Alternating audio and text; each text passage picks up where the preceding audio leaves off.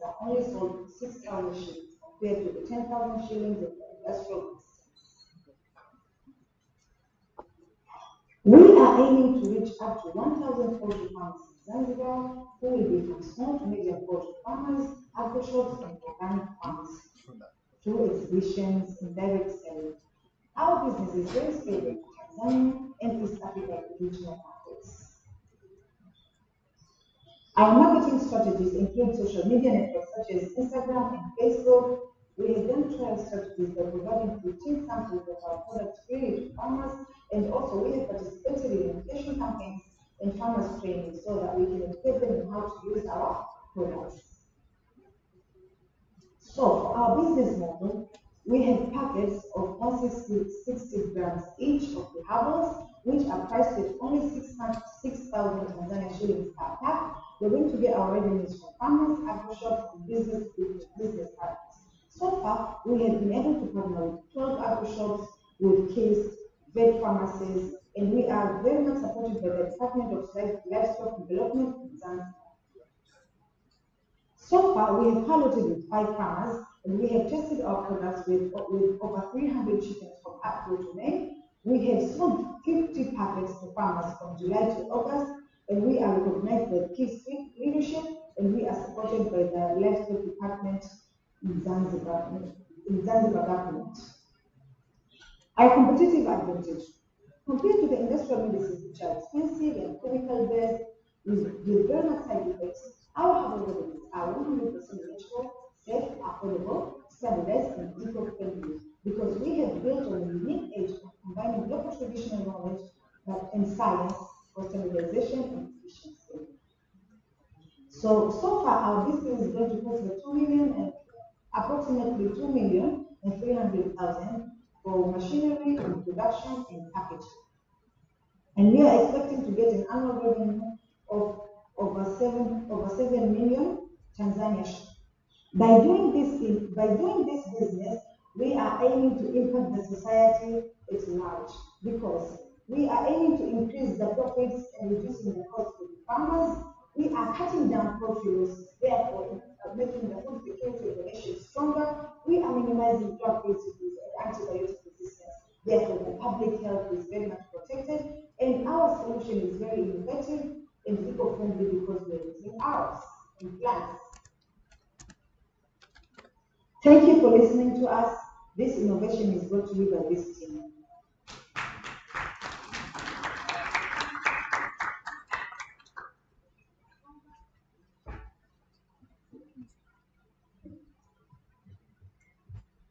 Thank you, presenters.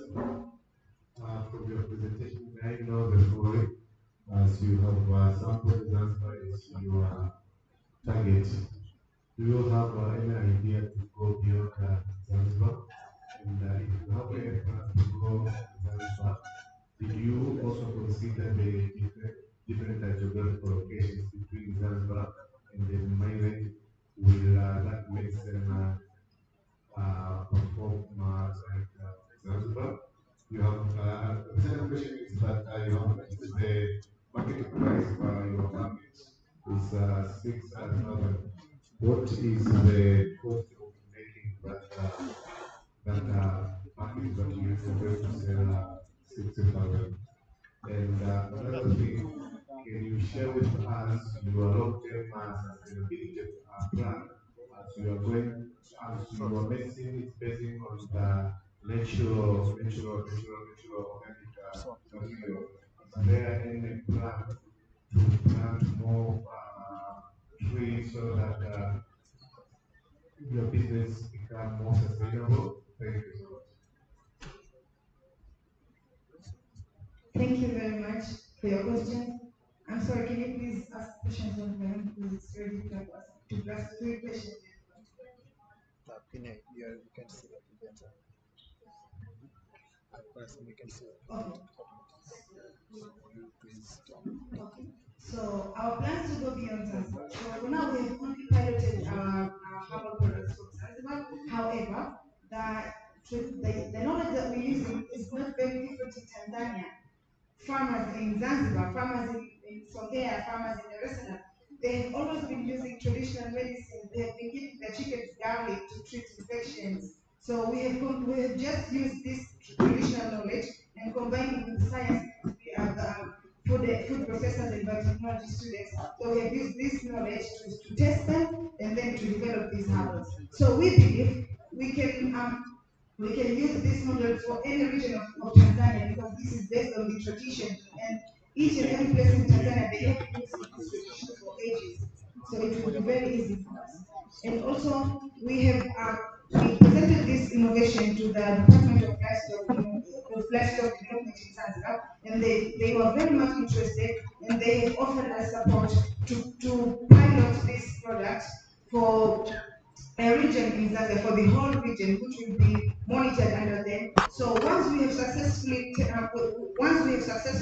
carried that, we are very sure that the product will be successfully carried out in any part of Tanzania. Yes. And for the sustainability, yes, we do have plans to grow our own moringa plants, to also to grow our own herbs which are used in this.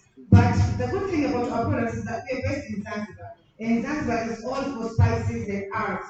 Therefore, these plants that we're using here, they are very much easily available for us to use, and they are available at very low cost.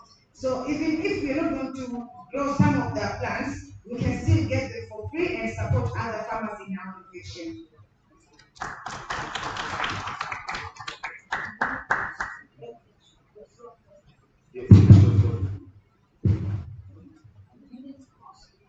Yes, you said that your package cost $6, and your additional information to be said that you are getting the material at a very cheap price. So can we know the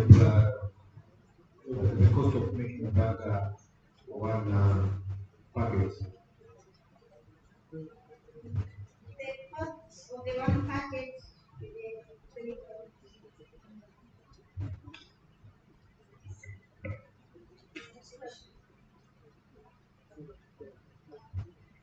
Yeah, thank you. Since I don't, since it's a traditional solution, just maybe I don't understand is it going to be for educational purpose or a business? Because if it's a business, I'm just looking on the competition because Moringa is everywhere. So I'm just see how do you come up with a solution that you can beat the other competitors on that. Yes, thank you very much. So our competitive edge is that we are herbal based. We only use plants and herbs to make this. Therefore, all the other agro shops available in Zanzibar, they use synthetic chemicals. So this is the business because when we go to our customers, we are telling them you should not be worried about your chickens having chemicals, and your customers also will not be will not be worried about their chicken about using your chickens because your chickens are not eating chemicals. And also, one of the competitive edge that we have found out after selling to 50 farmers is that people are tired of antibiotic resistance. They are eating medicines and the medicines don't work because the chickens we are eating, they have been fed a lot of synthetic chemicals, a lot of man-made chemicals that now they are making them develop antibiotic resistance. And the good thing is that the government of Zanzibar has declared a fight against antibiotic resistance. So we have come with pilots. Like this is also one of the ways we fight antibiotic resistance for the chickens. Yes. A round of applause for the next. Thank you very much. Thank you. So the third contestant from Pharmatech. Please, and please. May you just come. So just remember, you have to be very quick when you answer. Contestants, please be clear and be short because you only have few minutes to sell out your program. Welcome.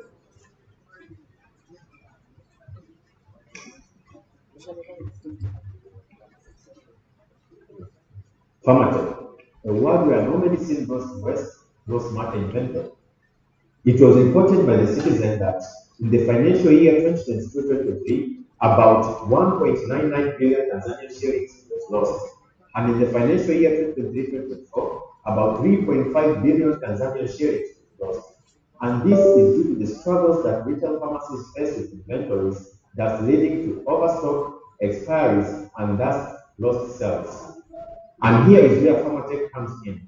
We have built a platform that helps retail pharmacies to manage their inventories, thus reducing the risk of expiries, overstock, and thus boosting their sales. And in our platform, we have given the capacity of the retail pharmacies to be able to view their inventories based on the quantity of the stock and also the stock value, but also they'll be able to view the stocks that are in low quantity and also those which are going to expire in the coming near future. And also we have given power to the pharmacists to be able to view the product performance based on the fast-moving products and the slow-moving products, of which this is essential for market analysis. And in the near future, we are looking forward to integrate AI that will enable them to make the market analysis for them, thus boosting their sales. And also the stocks health, which will show the stocks that are in good health and the ones that need attention, of which this is based on the stock quantity and also the ones that are going to expire in the coming near future.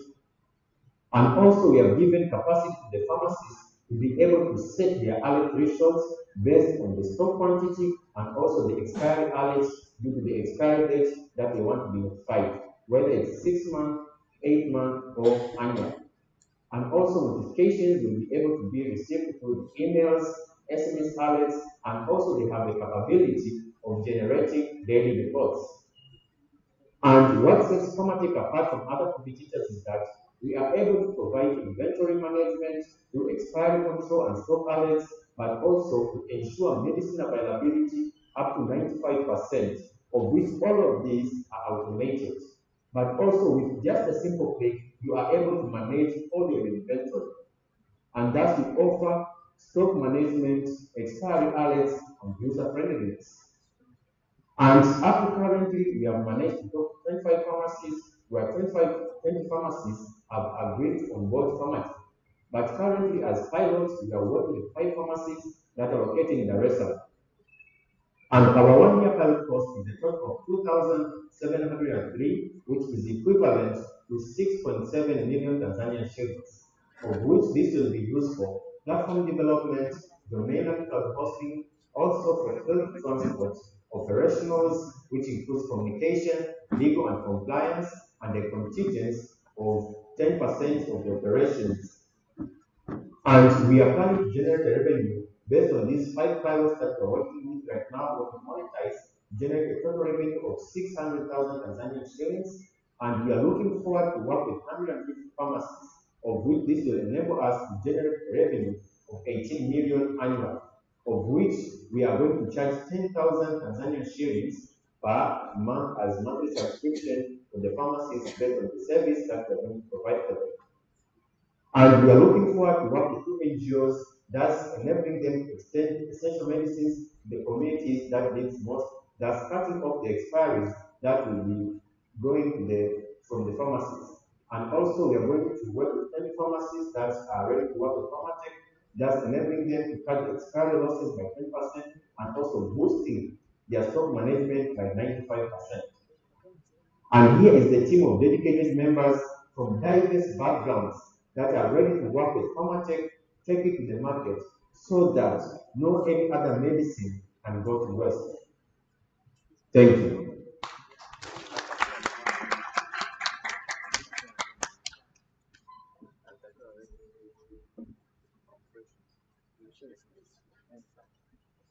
Okay, my question starts.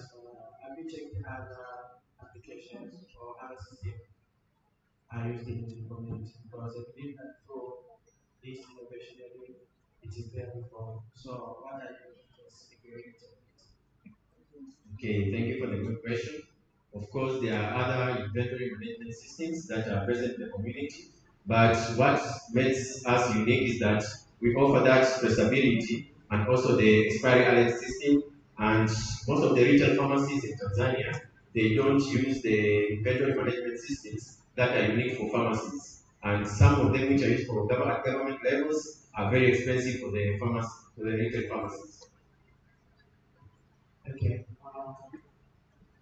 There's a way that nowadays people are just working on these applications or systems, but it has been sometimes hard for these companies because for the users it's very easy to just sell out and just an action, but when you're going forward to think on how you can secure it, it becomes negative sometimes because a user can change. The next question is on how you invest into your data. So you may need to have in 10 boxes, and sometimes in 10 boxes, there are about 50 small boxes in different tablets.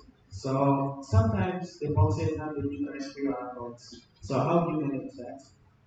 Okay, thank you for the good question too. So in terms of the stock quantity, yeah, so what we do is that based on the what you have ordered from your supplier, it is what you're going to record. Yeah.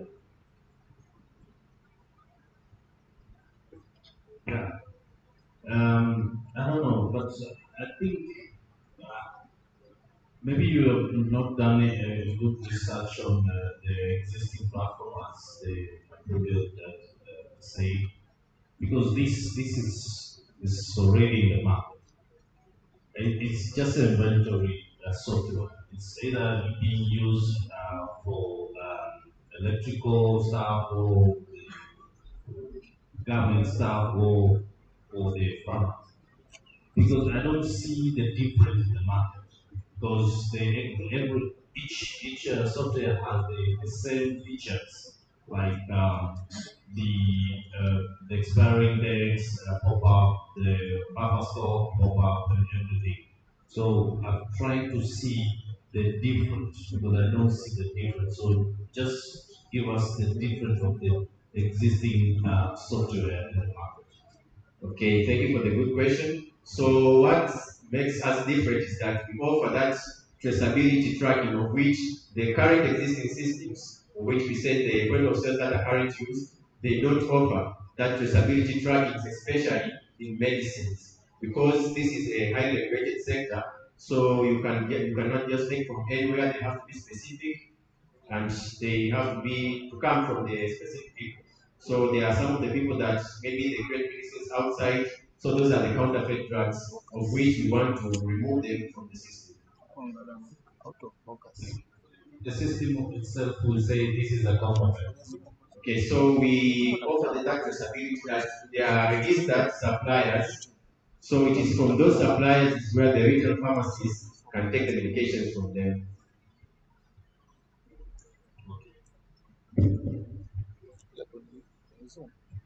Yeah.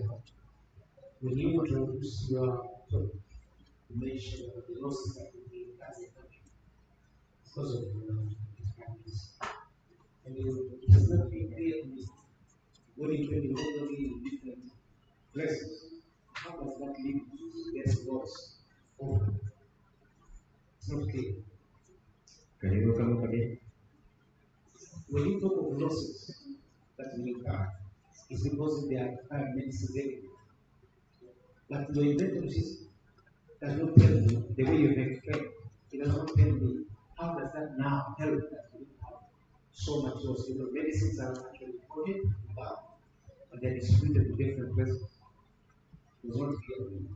Okay, thank you for the good question. So after you have tracked your inventories from our system, that means you know that maybe for this time, my customers, based on the fast moving products or the product performance, you know that there are drugs that are fast moving, that these drugs should be maybe imported less, or there are drugs that are fast moving should be imported more. So that means you are not going to order a lot of drugs of which are going to expire since there are no users.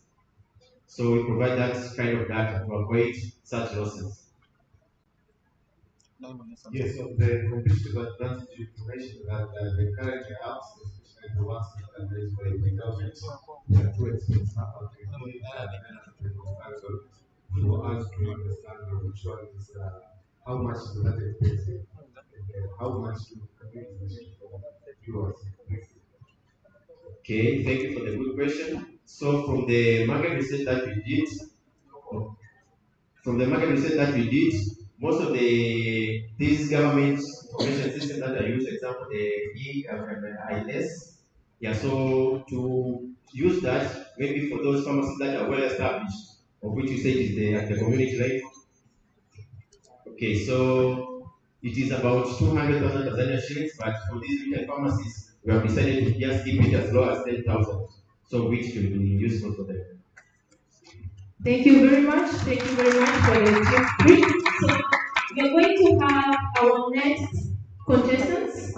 So it's going to be Skyverse Solutions. Skyverse, please, the floor is yours.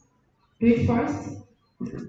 And the questions are only for 5 minutes, but I've added 1 minute, so it's 6 minutes. I wish that every judge could just ask maybe one question, pass to the next, then if all are over, the other one can come up. Thank you, Skybars.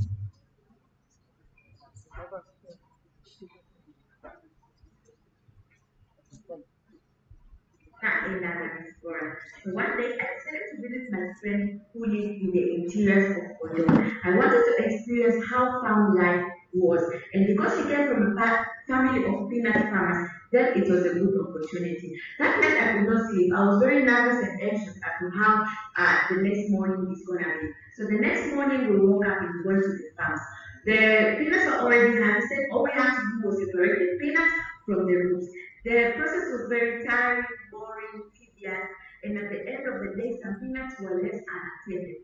And trust me, the next day I had to go home. And this is a situation of over 200,000 smallholder peanut farmers in Tanzania, where they produce 176, 207 tons of peanuts, but 30% of these peanuts are lost during post-harvest process.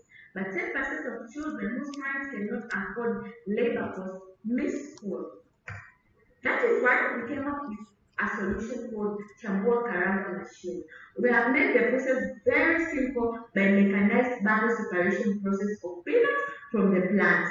We have been able to reduce processing time by 50%, we've reduced labor costs by 40%, but we've also reduced post-harvest losses by 10%. How does our machine work? So you collect a bundle of peanuts and put them in the rollers. And then after some time, all the branches remain clean and all the peanuts are already done, left for drying. Why stem solutions? This is because traditionally it takes 9 hours for 150 kilogram sack to be separated manually. But with the Chambokaranga machine, it takes 10 hours for 12 50 kilogram sacks to be separated. Easier, right? But we've also made an affordable listing and purchase option. That means even the smallest for the farmers with fewer acres can get access to our machine. But we have also made operating without complex power requirements, and we have used locally fabricated materials with easily available spare parts. There is over 5 million smallholder peanut farmers in Tanzania, but we want to target 200,000 of these farmers in Dodoma, where the impact will be all these farmers will increase their yield and income by 25 to 30%. But all children will never miss school. That means we're reducing dropouts, but also we're reducing child labor. Well, we are currently using our machine for 4,500 until 4,900, and our future revenue streams will be directly selling the machine to SMEs and cooperatives. In 2024, this is when we made our first machine. We tested the prototype with 6 farmers in Dodoma, and we created an annual revenue of 600,000 shillings. In 2025, we did marketing campaigns in 5 regions, reached a total of 200 farmers, and we have made a revenue of 6,580,000 from 50 farmers.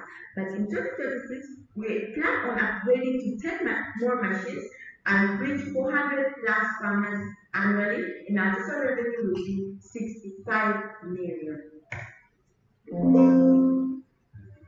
And this is how much it costs to make one machine. So that is the price for raw materials until finishing of the machine. It costs 1.5 million, and this is the revenue so far. July, as the days were going, the revenue was going. This is only when now we have one machine. What if we had more than one machine? That means you're going to make a lot of profit, but also you're going to put a lot of many smallholder farmers. We have a great team of mechanical engineers, marketing and finance, project planning and management, entrepreneurs and innovators who are all ready to take service solutions from one point to another. We are asking for a fund of 10 million, where we're going to use 7.5 million to manufacture another 5 machines, where we'll serve 300 plus farmers for the next season. But we are also going to rent a production site of 1 million, but also we will need operations and support for transport and deployment of the machines and materials from one place to another, which is 1.5 million. Thank you so much in supporting Service Solutions in supporting a lot of many smallholder peanut farmers in Tanzania.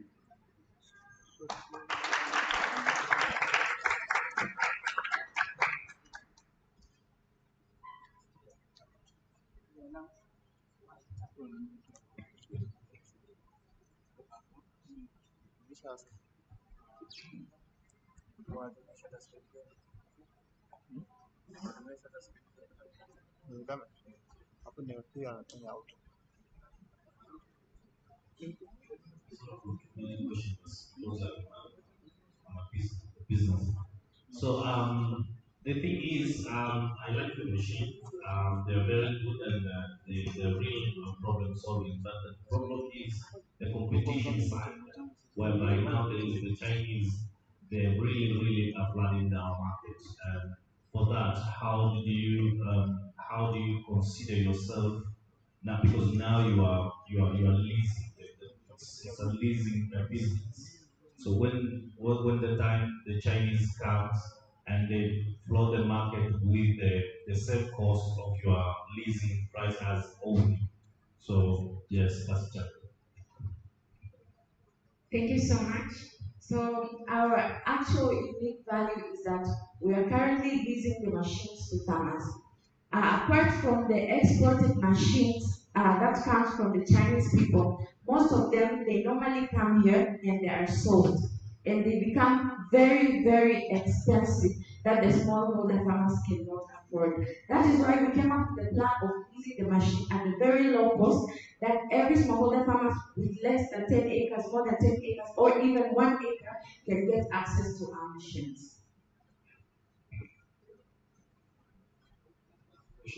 I've seen that you are asking for 10 million, and the cost for making one machine is 6 million, right? 1.5 million. 1.5.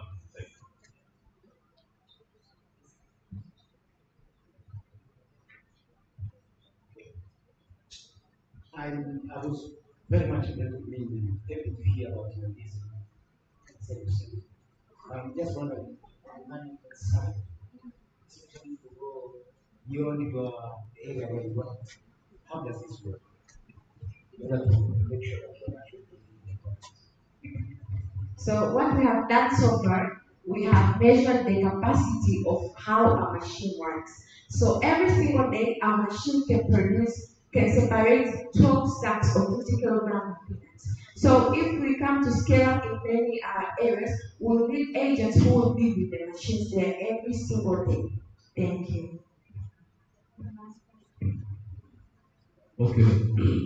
My question, I will focus so much on the issue of let's say the backup power of that machine, because I see the water and electricity, and the person knows where things are limited. So and during that kind of installation of maybe upgrading with maybe solar and so which are anywhere where there is no there's kind of maybe fuel electricity. Thank you. So at first we started using the machine with the motor. But when we went to the villages, we came to realize that there are some places that there are no electricity. That is when we switched from using a motor and now we're using an engine. But in the future, we have the plans of using a solar panel. That will mean that anywhere that the machine goes, whether it's in the middle of the village or it's in the forest, all the farmers will get access to the machines.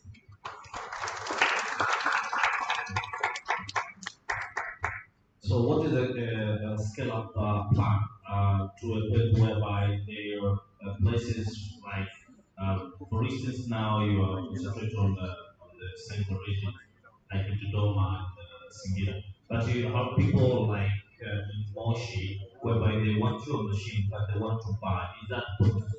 Do you have any plan to partner with the financial institutions? Because I can see you are not financial institution. It's very hard to track the payments and the terms. So I want to know your plan, how you can scale up into that. Because at the end of the day, the business is growing, and there will be people that want to buy your machine, and the people that want to lease your machine. So I want to know that. Okay, so for now, we have started leasing the machines even in Nairobi. Said, for now, we are currently leasing the machines to the farmers, but in the future, we're planning on selling directly to the farmers and the SMEs or the cooperatives. That will mean that in the future, when we plan on growing up and scaling up, therefore, we'll have to partner with the SMEs and cooperatives so that they can help us to like sell the machines, or they can buy themselves and sell them to the farmers or lease them to the farmers. How do you know that your machine today, because you're in Dodoma and they released the machine in Mwanza, how do you know today your machine has been used to a certain farmers? And what is the tracking there? The tracking is, we said we will have agents all over the places. Yeah. But we planned on using an IoT of tracking the amount, the whole process throughout the day. So the biggest aim that I can tell is that we plan on making an IoT that's going to track the whole situation. Thank you very much, Cyber Solution. Thank you for your time. So our next presenters are going to be Bill Measure. Bill Measure. Yes, our next contestants are going to be the Bill Measure, and please answer your questions clearly and shortly. Thank you. Hello, my name is Agnes William. So my 10 years old Dimitri was diagnosed with jaundice and developed complication, and now his family is able to treat him. So after that, we come up with this story, innovation idea, which is saving a newborn life. So we did some research globally and discovered 50% and 80% of the newborn develop jaundice. And at Mumbere, it showed that 51% of the newborn develop jaundice and 2% die due to severe jaundice. And this is the limitation. There is painful blood collection, lab delays, treatment monitoring, and so it is so costly for treatment. So we come up with this device. It is non-invasive and it is continuous monitoring. Also, it is providing both the system of treatment and monitoring. It is very affordable and it is locally manufactured. So the device will be placed to the bed, pocket, or the chest, and it will monitor and read the result and display and show it will notify the alarm for the based on the bilirubin levels. We have done some research and pilot studies at Webini, KSMC, and CCDRT. Also, we have a chance to showcase for the Sabasaba Festival, and then it was positive feedback. Also, we have already registered our price at Viera as a health innovator. Our device will be sold and conducted business through device selling and maintenance, phototherapy manufacturer contract, also back orders from NGOs. And so we need the total of 30 million to progress the MVPs and learn priority and also secure certification. We're expected to get revenue from testers, maintainers, bulk orders. Also, this will make the total of 15 million yearly.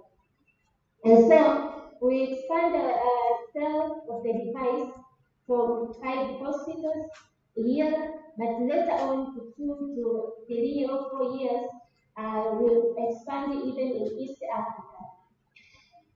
We have devices made with others, and this is being measured, differentiating it with the other devices as it is continuous monitoring, it is integrated with phototherapy. Also, the cost is a bit affordable than the other devices. On this, by selling our devices and marketing it, we plan on marketing approach as training to the hospitals, visiting, attending conferences. Also, we have a social media account that is goes with the name at the measure to announce and market our advice. This is how to impact the society, where we save the life of one newborn who is expected to die yearly, weekly, due to severe jaundice. Also, to reduce complications for blood sampling, also the treatment, prolongation to the phototherapy, even the clinical delay is almost 24 hours for the clinical decision. So this is our team which we work together to build the measure to this milestone. And thank you.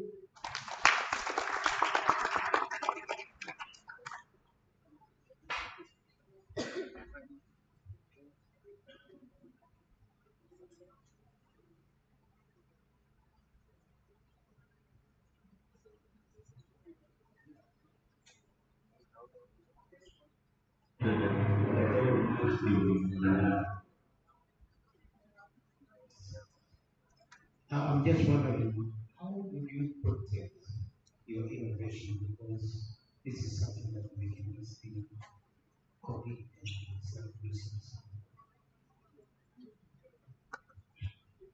Thank you for the nice question. Protection of idea and advice.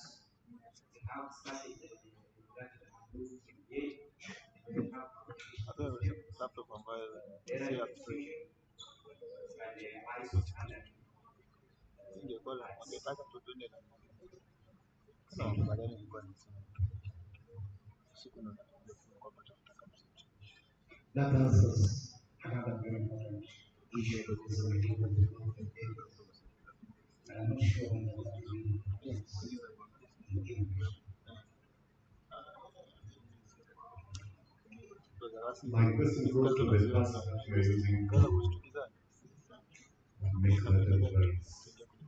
You also manufacture the parts, or you are just assembling the parts from implementation? Thank you for the question. For the parts that you are using to make this advice, they are important. So we find the parts and accumulate ourselves. rekodi sijabeba story hiyo sina time. Kwa itabidi nitaka nikamshe kwanza. Thank you very much, Bill Measure. Thank you very much. They took a very short time. They're very lucky and just leave the floor. Thank you. So, I don't know applause for the first five. I don't know applause for the first five. So, this time we are going to have a very short break of only 10 minutes. So I think we were 25 minutes behind, but now about 10 minutes behind. So we are doing well, and so we'll take a 10 minutes. There's a YouTube link already went out. If you want to invite the people in your areas, your colleague, please let us know. Where's the area? Area can send it to you. Also, Zoom link is also available. People are already tuned in. So especially those people who travel far, then you can share the Zoom link to other people so that they can also hear what's going on in here. Okay, so raise your hand. Here we are. So for the Zoom link, YouTube live sessions and so on. Thank you very much. Stretch your leg. There's a photo zone in the back.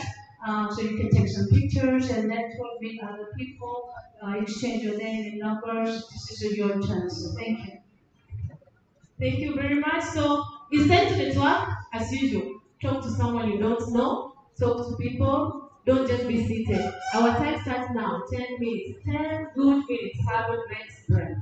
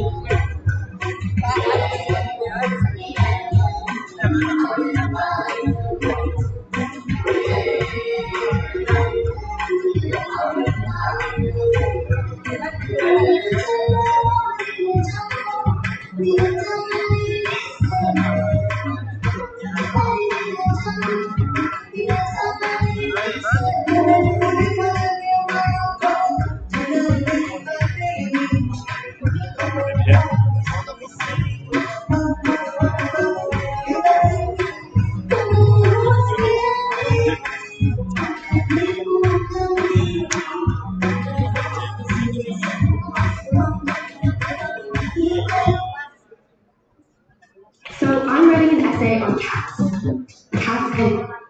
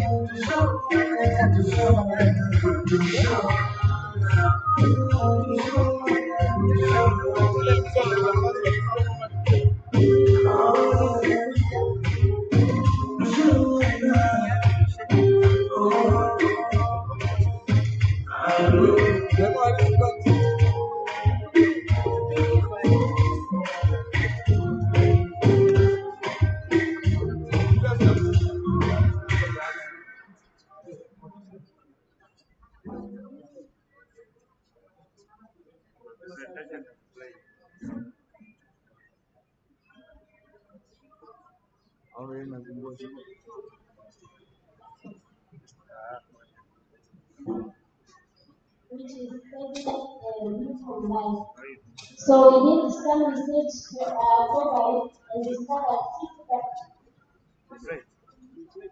60% and 80% of the youth have developed challenges and accident.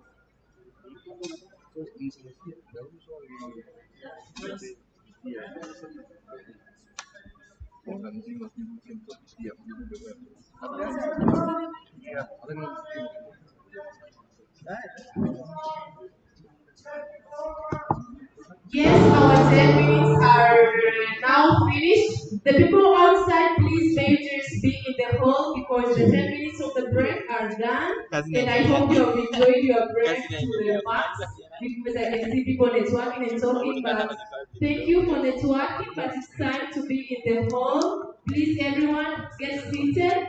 Everyone be at your position. The break time is over. For the people at the back, please come at the front.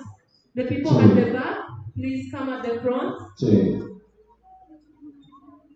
This is the JA Social Equity Program, the JA Social Equity Program, and I am called Karen Kamene Lady Sauti. Karen Kamene Lady Sauti, I'm the event MC.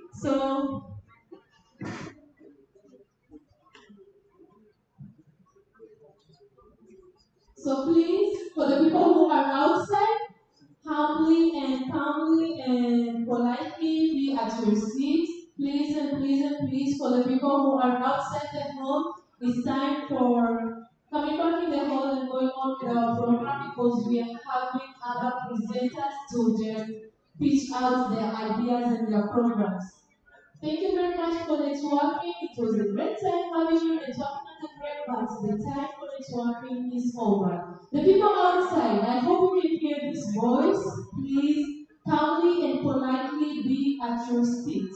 Please calmly and politely just come in the hall because we have to go on with other programs and we're going on with the other competitors. They're going to pitch their ideas. Please and please, the next contestants, the next competitors, please be ready because we are only having 5 minutes for the questions. As I said, you have to be short and very clear. For the next contestants, you have to be very short and very clear with what you are going to answer. Please and please and please manage the time and come at your seat. So we are going to have catch fish farming. After catch fish farming, we're going to have inbound pay. After the inbound pay, we're going to have student online grade system. After student online grade system, Tiba Farsta, then we finalize with Sika. So Sika will finalize the presentation. So I hope everyone is inside. So we are going to start our presentations with catch fish farming. Catch fish farming. Catch fish farming, please be at the front. Catch fish farming. Catch fish farming as you prepare yourselves. The student online rate system, Tiba Farsta, Sosika. So our previous presenters were Afia AI, Organic Hub, Pharmatech, Skybus Solution, and Building Measure. So right now we are going to have catch fish farming having their presentation. So please. Hello, my name is Goodman. My name is Abdul Gabby Sisa. And I'll be the presenter for the summer here to you for the fish cage. I want to share with you on the Tanzanian fish prices.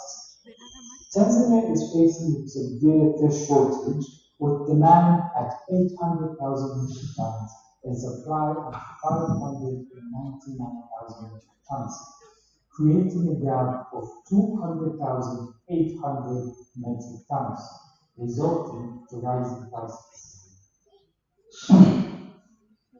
Now we are introducing fish cage farming, a sustainable game-changing method aimed at being part of the solution in closing the supply gap and stabilizing market prices. Now, you might ask, how does it work? We first start with renting the space in the lake and installing a 6 diameter to 5 meters depth cage, placing 12,000 fingerlings at 90% survival rate compared to the traditional pond culture, which is at 60 to 8% survival rate. After 48 hours, we would start an optimized feeding schedule targeting a feed conversion ratio of 1.6, which is less than the traditional method that is at 3.0 or greater. We will do daily net checking and fish health to ensure that fish are healthy, to reduce any bacterial buildup, and to maintain net integrity. After 6 to 8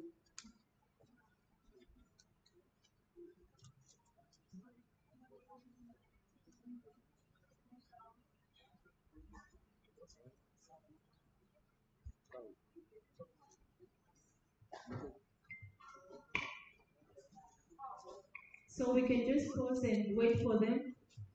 This is the catch fish farming, So it was very wonderful having you. And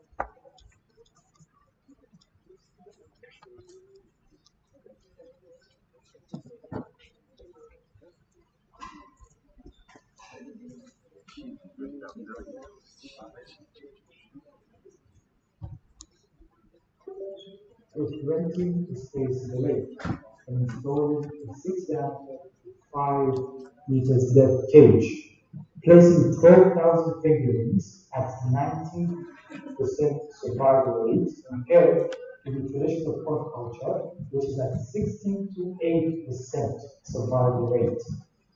After 48 hours, we would start an optimized feeding schedule targeting a feed conversion ratio of 1.6, which is less than the traditional method that is at 2.0 or greater. We will do daily net checking in fish health to ensure that fish are healthy, to reduce any bacterial buildup, and to maintain net integrity. After 6 to 8 months, we aim to harvest market-ready tilapia weighing at 300 grams to 1 kilogram. Now, our market size is the 200,000 to 800 metric ton supply gap, and we aim to start by quotage with demand at 800,000 metric tons and supply at 599,000 metric tons, creating a gap of 200,800 metric tons, resulting to rising prices. Now we are introducing fish cage farming, sustainable game-changing aimed at being part of the solution in closing the supply gap and stabilizing market prices. Now, you might ask, how does it work?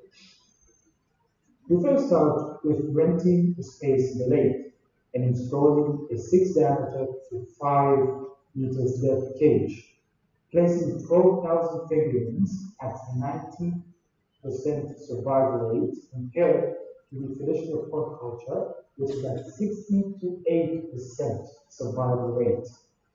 After 48 hours, you will start an optimized feeding schedule targeting a feed conversion ratio of 1.6, which is less than the traditional method that is at 2.0 or greater. We will do daily net checking in fish health to ensure that fish are healthy, to reduce any bacterial buildup, and to maintain net integrity. After 6 to 8 months, we aim to harvest market-ready tilapia weighing at 300 grams to 1 kilogram. Now, our market size is the 200,000 to 800 metric ton supply gap, and we aim to start by producing 5.4 metric tons in our first initial cage. We did a survey to learn more about our segments, with 20 local vendors saying that they would most likely purchase at least 20 cages from us from our initial harvest. 5 wholesale buyers who require at least 400 kilograms of fish annually, and 15 restaurants requiring fish on a monthly basis due to their growing customer demands. Our total initial investment is 29 million, with one-time setup costs ending at training and our recurring costs ending at maintenance, health, and logistics. Our business model is financials. With a one-time setup cost of 8.2 million and our total recurring costs per cycle, defined after 6 to 8 months, of 20.8 million, we aim to harvest 10,800 tilapia fish at a 90% survival rate, and an average of 500 grams per fish. We aim to obtain the 5.4 metric tons. With a revenue stream from different wholesale prices, retail and wholesale, at retail price of 7,500, we aim to obtain 40.5 million Tanzanian shillings, and at a wholesale price of 7,000 Tanzanian shillings, we aim to obtain 37.8 million Tanzanian shillings, resulting in a profit of 17 million and 700,000 shillings at retail and 17 million at wholesale. Now, what is our impact? We aim to provide 7 to 10 direct jobs and 20 plus indirect jobs involving retail vendors, logistic companies, and wholesale buyers. And of course, our primary target, which is the 5.4 metric tons, to be a part of the solution to close the supply gap. And this is our team that will be part of that success.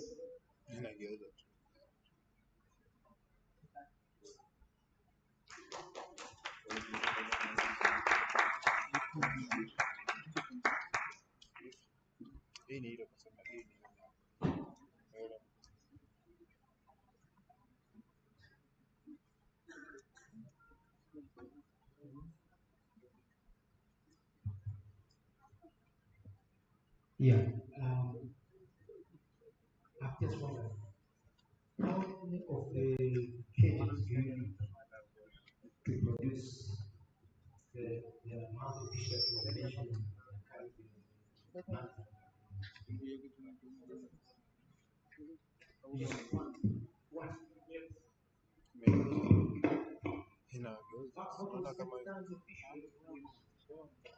According to what 5.4 metric tons. And you need only one cage. Yes, 1/6 diameter, 5 kg.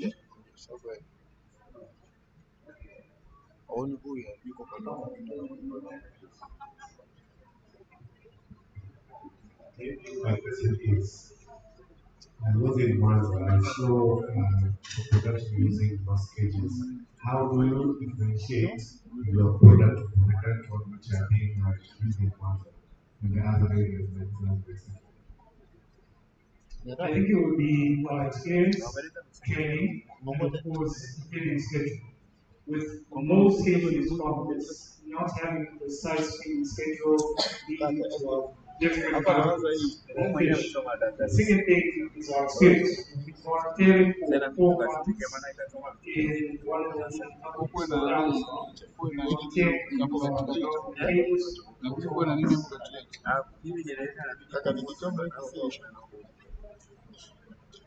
Okay, my first question is, let me give the breakdown between your kit and the same size. So are they going to grow the same size, or are they going to grow in minimum size? The fish.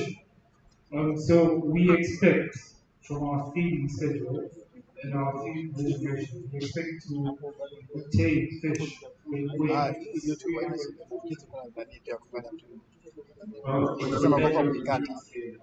Yes, it all depends on the feeding schedule.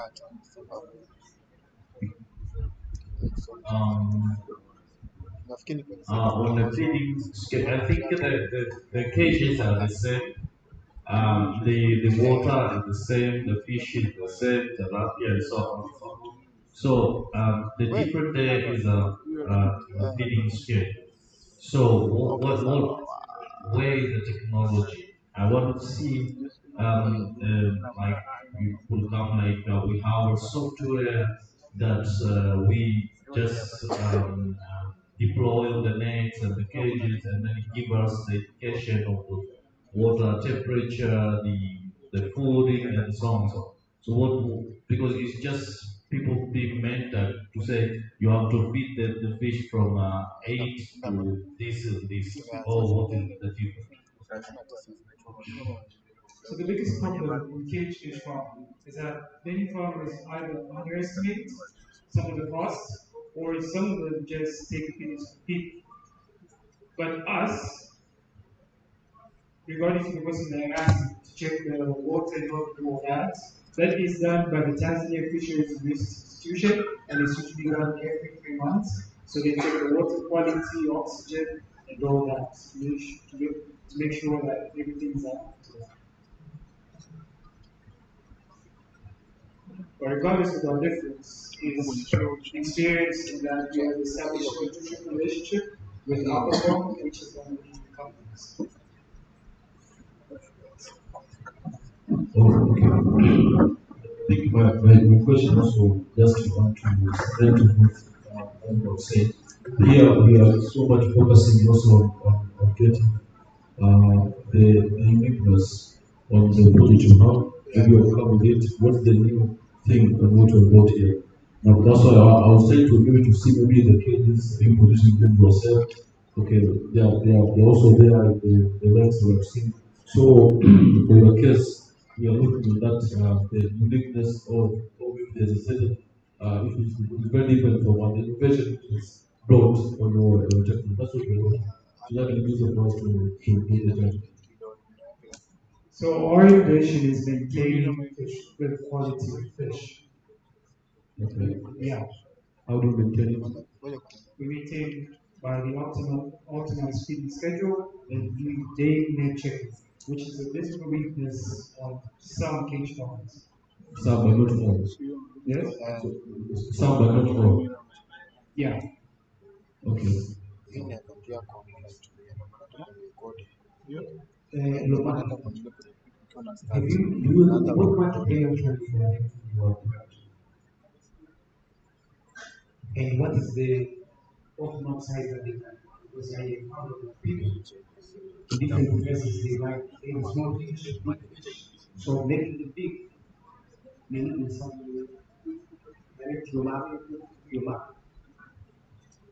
Yeah, that's what we put 300 to 1 kilogram, depending on different customers' preference. For example, families usually prefer a bigger size fish so they can easily share. But with some several individuals, they prefer 300-gram fish, which is yeah, and I think the vendors they like small fish because they can sell to many of the people that they are not eating. Yes, not the big fish which will be cost. Yes. So you're covering the whole range of markets. Yes, but we plan to start with Monza, then we'll expand to Amsterdam.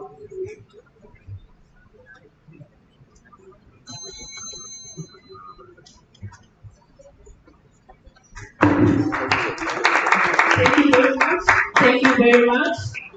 So our next presenter is going to be Imbope. Imbope, you're going to be the next in the presentation. Please be at the front.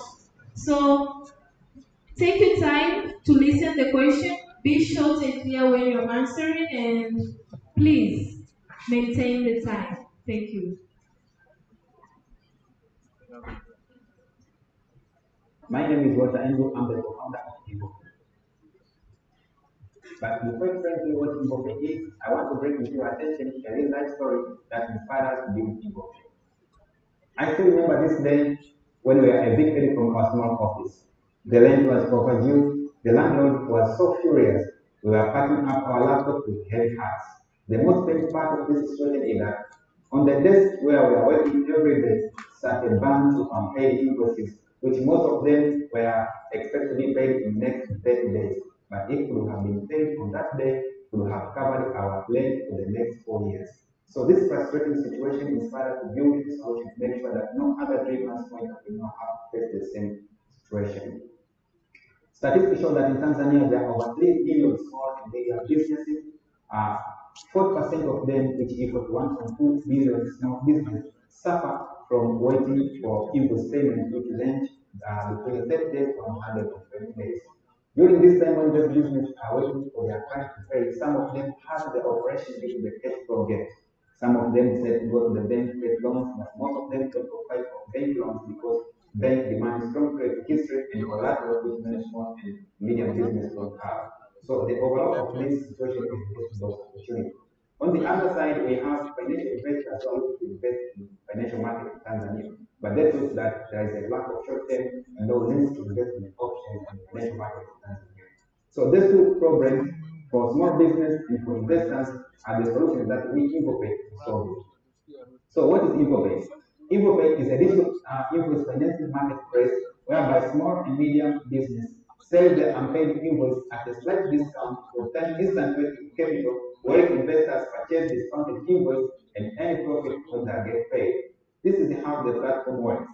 It starts with a small business submitting the invoice on the platform, then we make a due diligence to verify the invoice, then after the invoice is posted on the market and the investor buy that invoice, then the small business receives instant cash. Then when the invoice paid by its debitor, then the investor receives full repayment plus the profit. So what's our unique proposition? When comparing us to other available alternatives on the market, for example, versus loans, in Infopay, there's no lens approval or collateral requirement. Also, dear judges, we have a direct competitor called CashMe Tanzania. But our unique proposition from CashMe Tanzania is that Infopay is a digital place, which means we can reach out as many as customers, whereby our competitor require this business to submit their invoice physically. Also, our competitor charge high interest rate of 15%, whereas Infopay we charge only 5%. Our business structure, market size and impact. Out of 1.2 million small and medium enterprises suffering from waiting for invoice payment, we are targeting to impact 10% of them, which is equal to 100,000 small and medium enterprises in 2 years. Revenue model. We ask a 5% discount from every invoice that is posted on the platform, whereby 4% goes to investors and 1% remains in Infopay as our profits. So our cost potential. The invoice financing gap in Tanzania stands at 5.8 billion USD, which is equal to 13% of our national gross domestic product. This is according to International Financial Corporation. Again, this shows that invoice payment is not just a problem for individual business, but a problem that affects the economy of our country.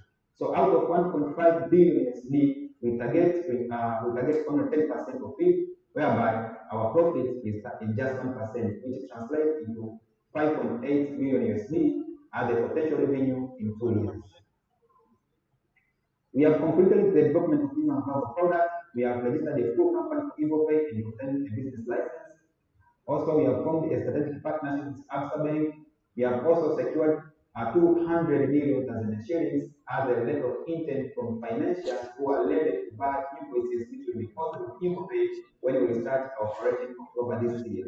Also, we have onboarded more than 700 small and medium enterprises on the platform ready to sell their invoices, and also all this we have completed them during our bootcamp leadership training. We are so thankful for this program.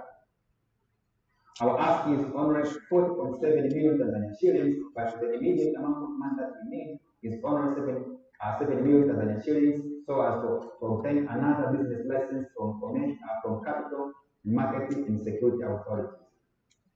This is our team comprised of software developers, marketing people, and also people who are very good in negotiation and closing deals.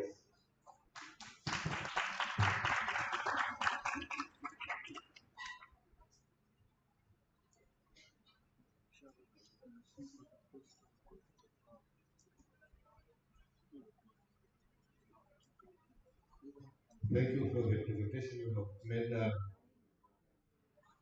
very good presentation.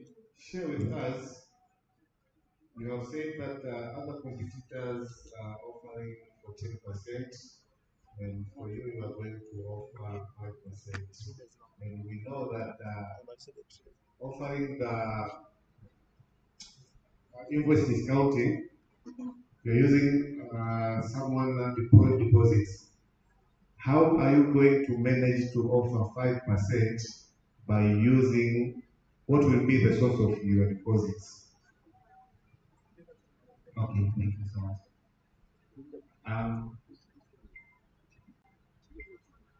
Every invoice that is being posted on the platform, we make a discount of 5%.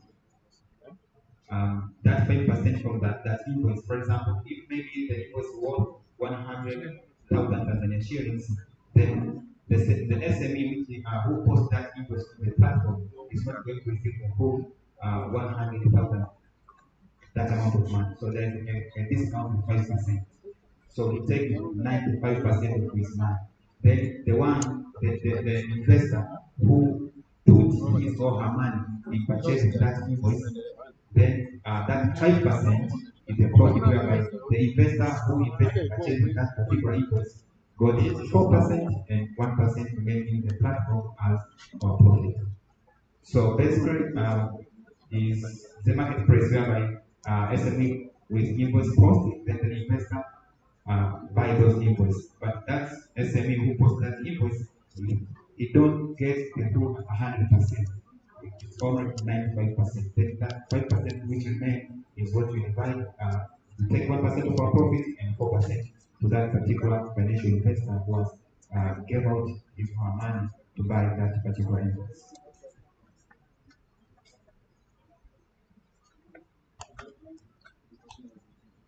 Share with us the experience. Why do you think you're mentioning the banks, your competitors, are offering 14% discount? And why not 5? I'm not so sure with why did they come up with that 14%, but for us, because we are trying to find a way to help this small business, not taking the huge profit, because it's like we are developing a solution to help this small business who are struggling with invoices which are going to be paid in a quite long period of time. So where we are making a profit, but we are not out for making a super profit. We are doing this platform to help this business. That's why we are maintaining our profit margin low so that we don't have those businesses. So from our calculation, that 5% is enough to sustain our business. I don't know why our competitors have that high amount of interest rate. Maybe from the business perspective, they know where they're doing that.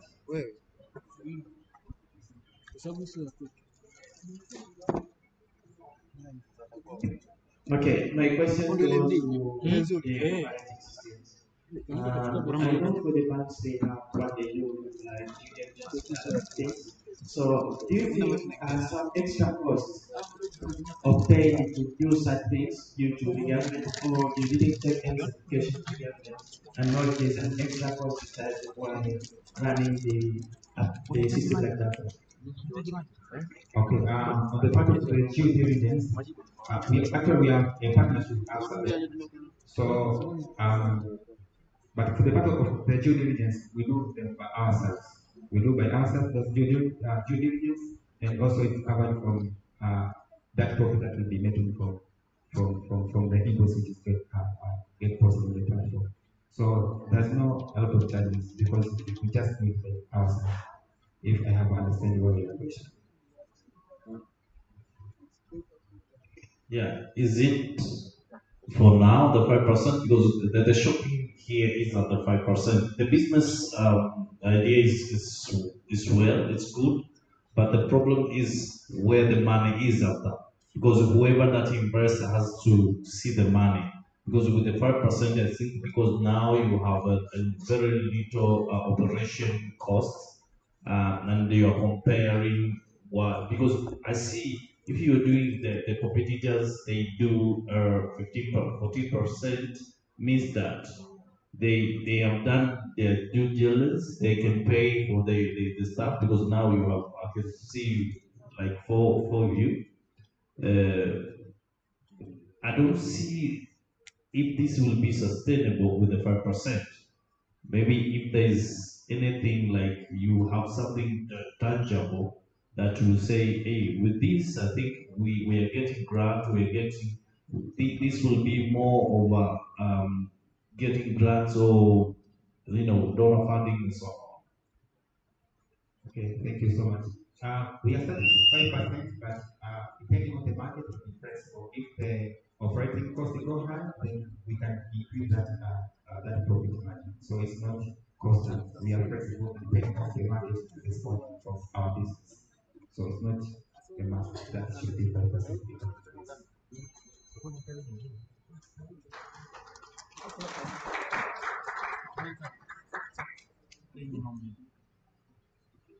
Thank you very much, Invo. Pay a round of applause for them. Thank you very much. So our next presenter is going to be the Students Online Grant System. The Students Online Grant System. Please.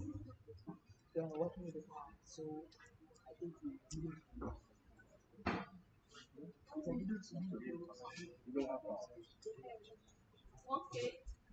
Okay, you can just wait for 5 minutes or 3 minutes. And don't forget, this is the Afrinnovative Youth Challenge Tanzania 2025. So you have to network with people for these few minutes and talk to your fellow. Ask them, how are you? Guys, how are you? Backbenchers, can you see me? Backbenchers, say hi. Backbenchers, say hi. I think backbenchers should be at the front. You should pitch because I don't think that is the energy. Hi, backbenchers. Really? It's like all this. Hi. Hi. So at this time, do what I do, okay? Do what I do while you are seated. Do what I do. Do what I do. People are sleeping. Okay, do the opposite of what I'm doing. That is not the opposite. The opposite is the same side. Do the opposite of what I'm doing. Do the opposite of what I'm doing. Do the opposite of what I'm doing. Stand. Do the opposite of what I'm doing. People are not standing. I'm getting tired. Do the opposite of what I'm doing. Okay, do the opposite of what I'm doing.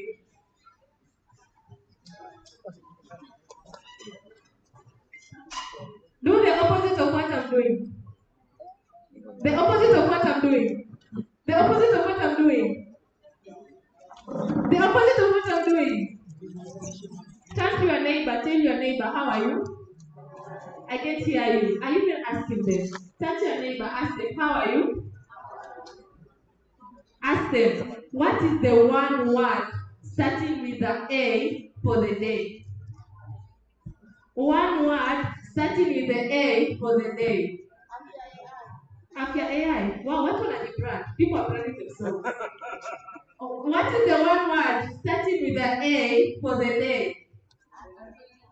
Afrinnovative, guys. Afrinnovative. Afrinnovative. Okay. What is the one word starting with the Y? Wow, now you're becoming bright. I can see you're becoming smart. Okay. So, turn to your neighbor again and ask them, why are you here?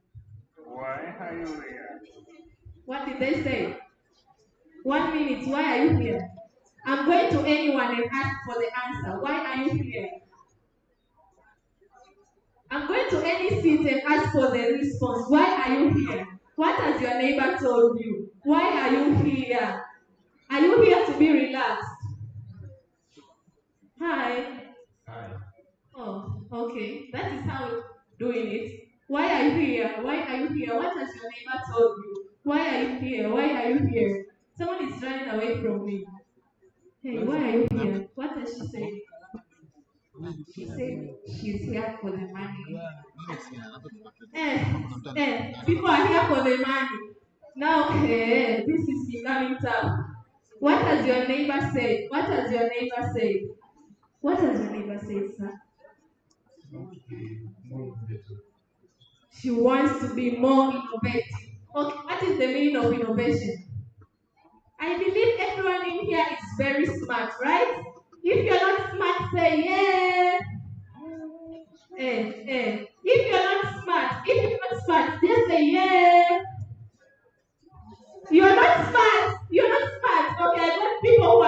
cat in the room. So I want to know why is your name here? Oh my God.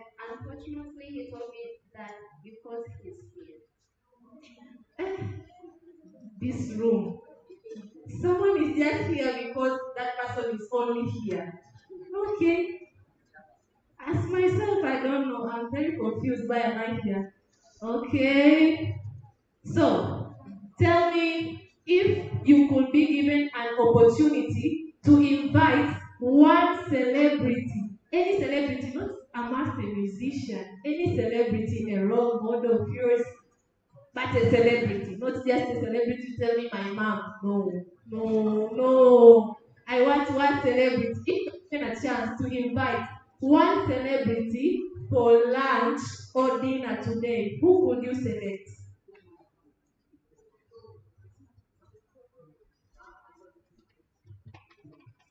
Yeah, so we are again having some difficulties with the voltage problem, so we're going to give a generator 5 minute break if the voltage is too high. So please bear with us. I'd like to introduce Iman. Where's Iman? Okay, so raise up.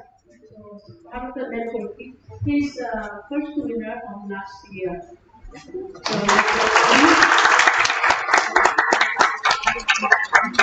He's from the restaurant and given an incubator. Why don't you introduce yourself and continue? Hello everyone, my name is Mark. I'm the alumni for the last year, 2024. I was coming with a project which is called the SmartX Incubator, specific for the poultry farmers.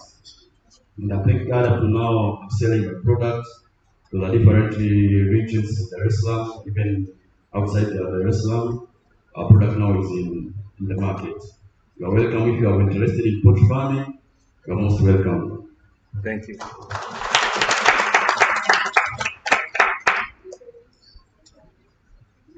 So he's a mechanic person. I was very impressed with what he was doing. He brought his pieces into our office and produced a good data.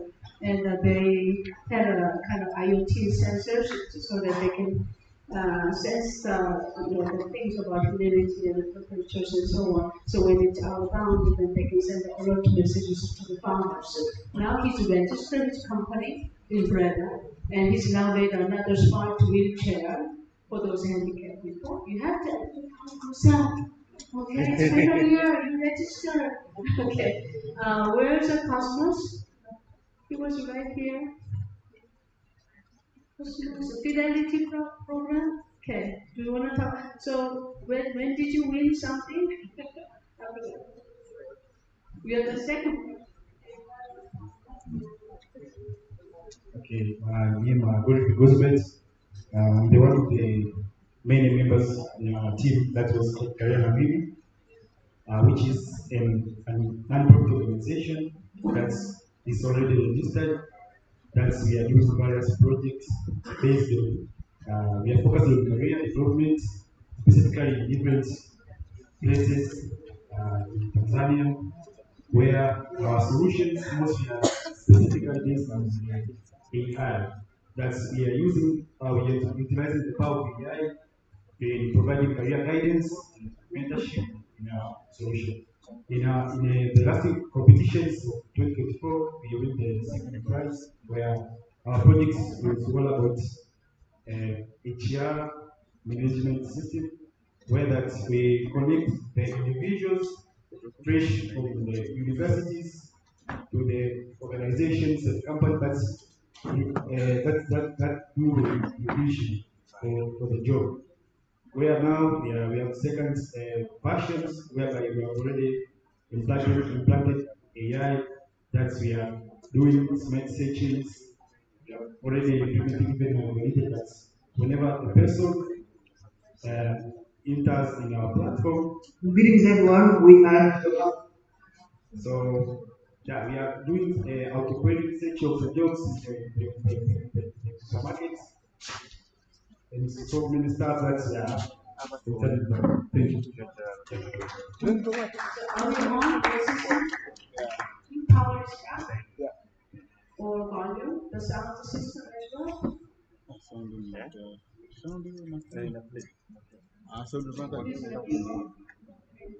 Number team 8, get ready.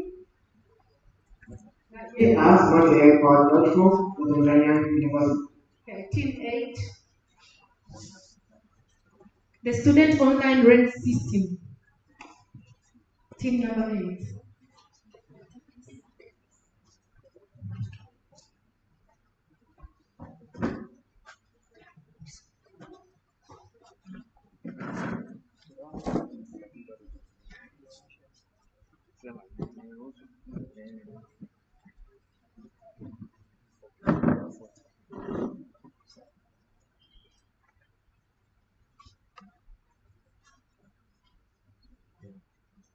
Today.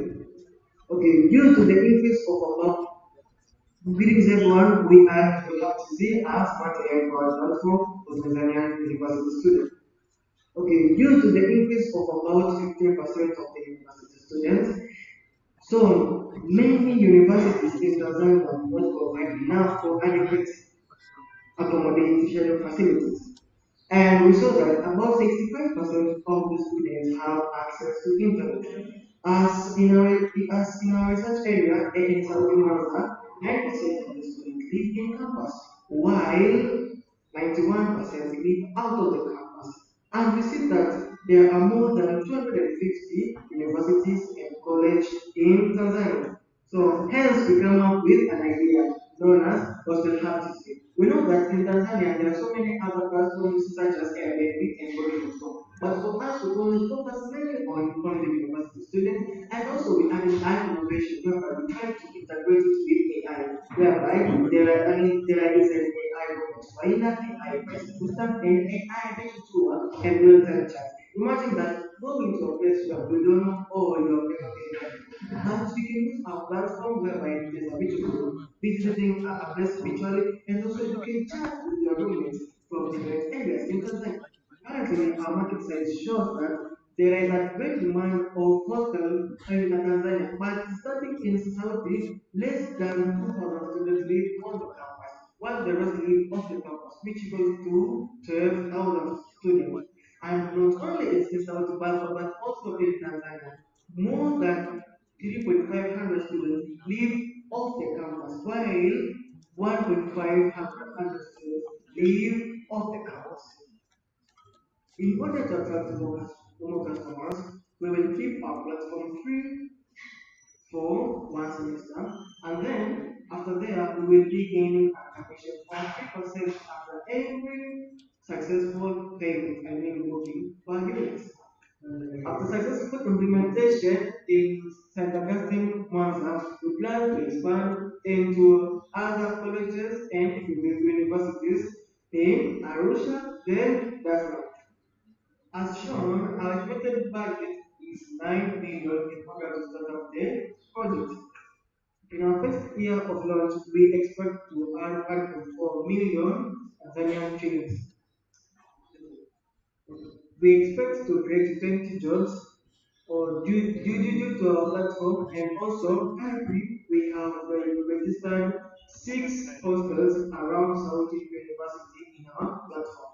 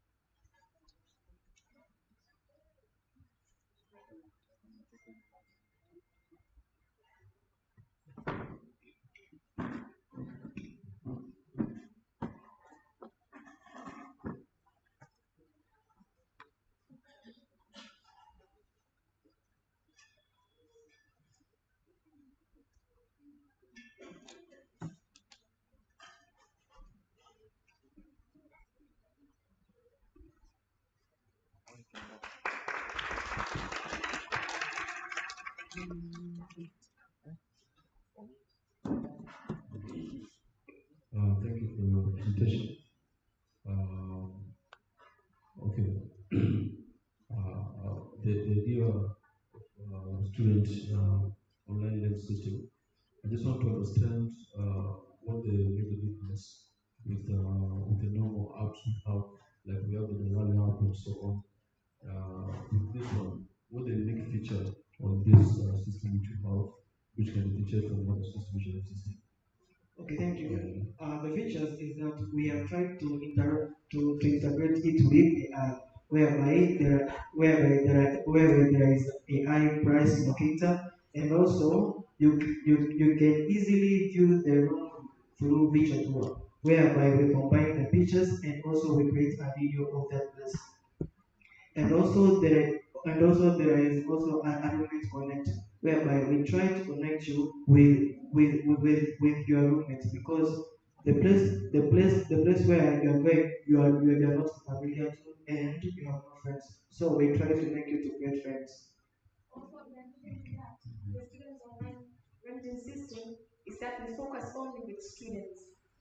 Okay. The university students who come from A-level go to the universities and start to look hostels, so we just focus on students. Okay.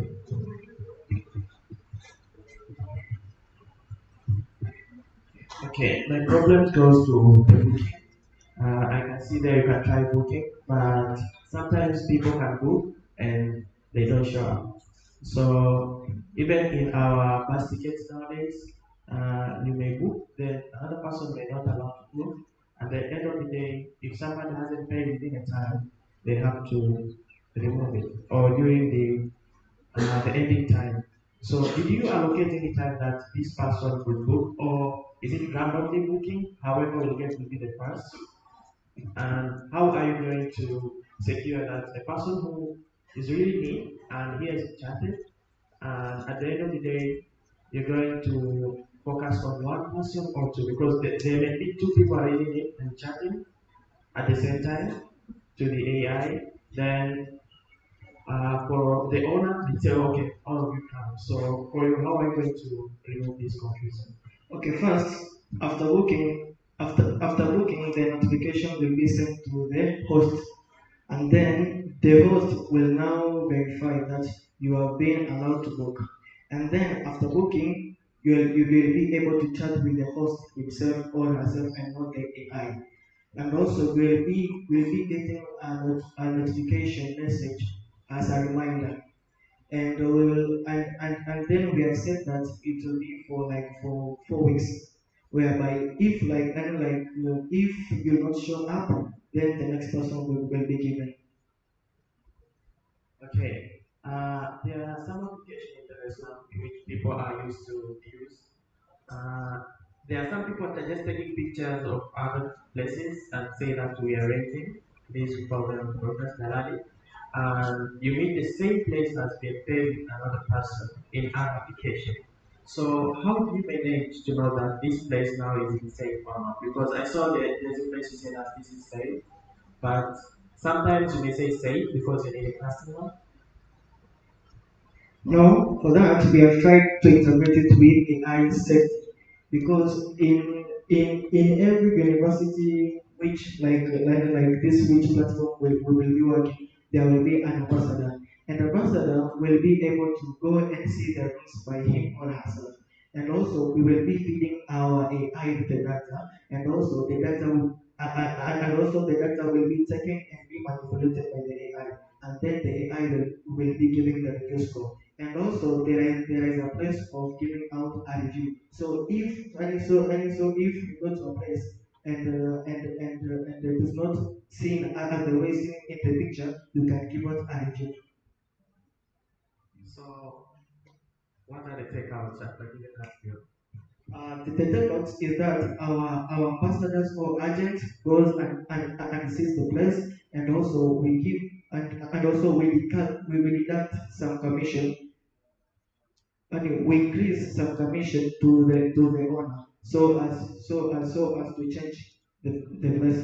What are the payment methods? The payment method is that there are two types of payment method, whereby there is a bank, and also you can use your mobile phone to pay method. I mean, is it integrated to your system? Yeah, it is. Okay. Yeah, thank you. And also one thing is that after paying, you will be notified and get an ID. Thank you very much. Yeah. You want to go? Yeah. Yeah. I think the the the solution is quite good, but the problem is there is a huge problem of the hostel first. How do you secure the hostel? Because I'm not sure that you guys you will go to every hostel, or this app will take the student to the newcomer student to any hostel. Is there any contract that you will enter between you guys, like a tripartite contract, like you guys, the owner of the hostel, plus whoever that come in, like the students? Because I don't see how you will solve the problem of the hostel if you don't have some of the hostel that you already enter into the agreement, or have some concrete agreement, and then you use that and publish that and show the pictures, and so as someone can go there and book online. Yeah, for the first time we didn't have that thing, but for now we tried to contact the peoples, the owners, and the time which I was looking, and at the time which I was recording, we had 6 hostels which are verified, but now we have 12 hostels which are verified, and we are trying to make a contract with the owners. And also another thing is that about in our platform, it is different to take data because we have end-to-end secure Thank you very encryption. much. Thank you very much. A round of applause for them, please. It was a great presentation. So for now, we are going for our 9th contestant, Tiba Farster. Tiba Farster, the floor is yours. Please, judges, maintain the time for the questions. The questions have to be clear, and please use a short time to answer them. Thank you.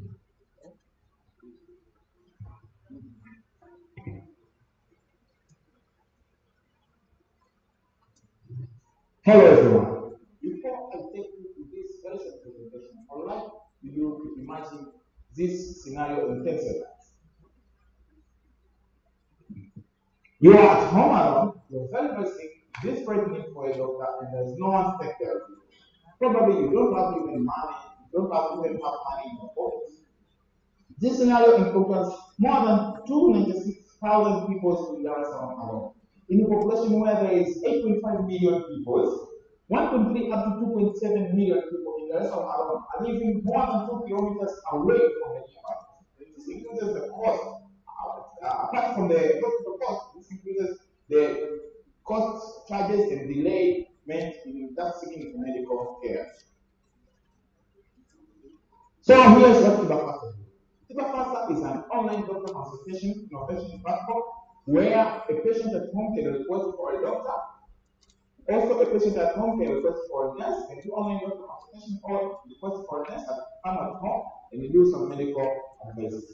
Also, Tibafasa has a health education platform for certified medical information, because we have seen that 33% of the health content data in social media they are false or misleading or misleading most of the patients. This causes panic attacks, misprescription of medications, or self-prescription of medications causing severe agitation.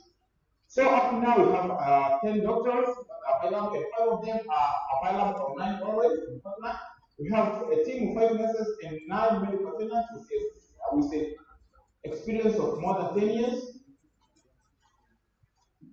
Our market size of 296,000 people, but we are targeting the first 10,000 patients per year, and we are going to reach them through various digital platforms. Up to now, on our Instagram account alone, we have more than 600 followers. So we have competitors who are not already in the market, but we have uniqueness because we have a best request, we have certified medical information, and hospital or clinic appointment booking where the patient can book for a clinic to see a doctor in order to avoid the queues. We have a cost structure of more than 7 million. But we have revenue streams where we are expected to have more than 50 doctors to pay us 10,000 shillings per month. Also, we expect to charge 3,000 shillings for 3,000 shillings for certified health content, where a patient will have to pay per month, but there's premium health content for the first 3 months, and we're going to sell APIs for private hospital one to themselves. And we're expecting a total profit of 17 million per year. Yes, how it works?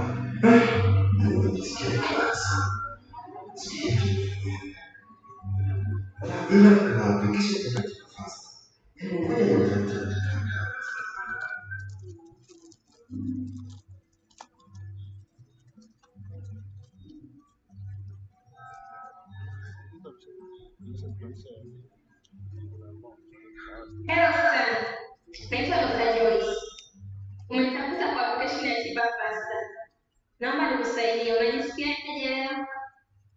Dr. Now. So that's how it works. And we are certified company by the government. Here's my team, and my name is Johanna Makatole. Thank you very much.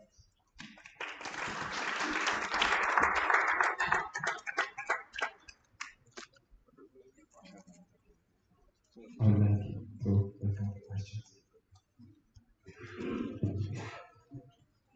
Okay, thanks for the presentation. That I will forgot to go faster. As you know, the focus here is we are looking for innovative ideas.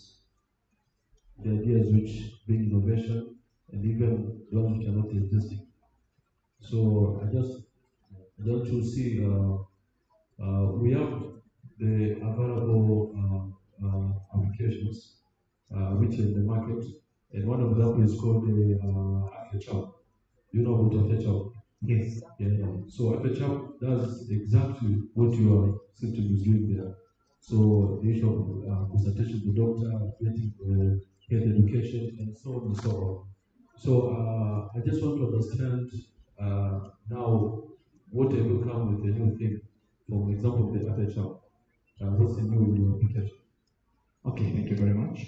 There are not just only FHR that is our competitors, there are also other competitors, and we have done a thorough study of every of our competitors and come up with new ideas that we have realized most of our competitors do not have a nurse request. A patient would have to be at home, probably is post-surgery, would like to do body cleaning, dressings, probably a bedridden patient would like to do some services like to do body wash up, body cleaning, to the wounds or to the body of the patient himself or herself. The patient can request for us to come at home and do those services. So which means you have just added nurse request because it's the same platform. If you just add nurse request, it's not different from adding the doctor because it's just changing the platform. Not only nurse requests, we have added certified medical information from doctors, and also we have added a video call. FHR offers a chat with a phone call with the doctor, but we also offer a video call.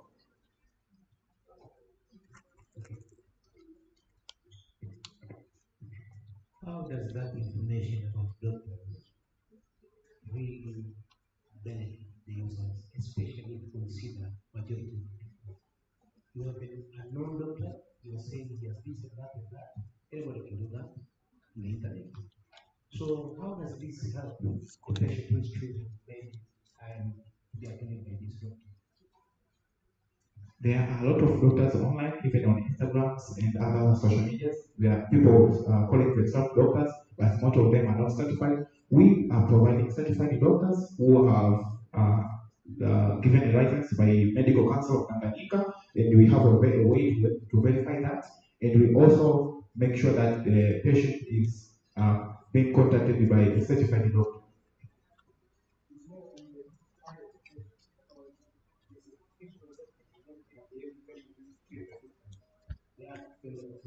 Maybe this is good for your company to send to the patient. I don't think where if they go to the hospital, they go to the they are sure that they are going to look at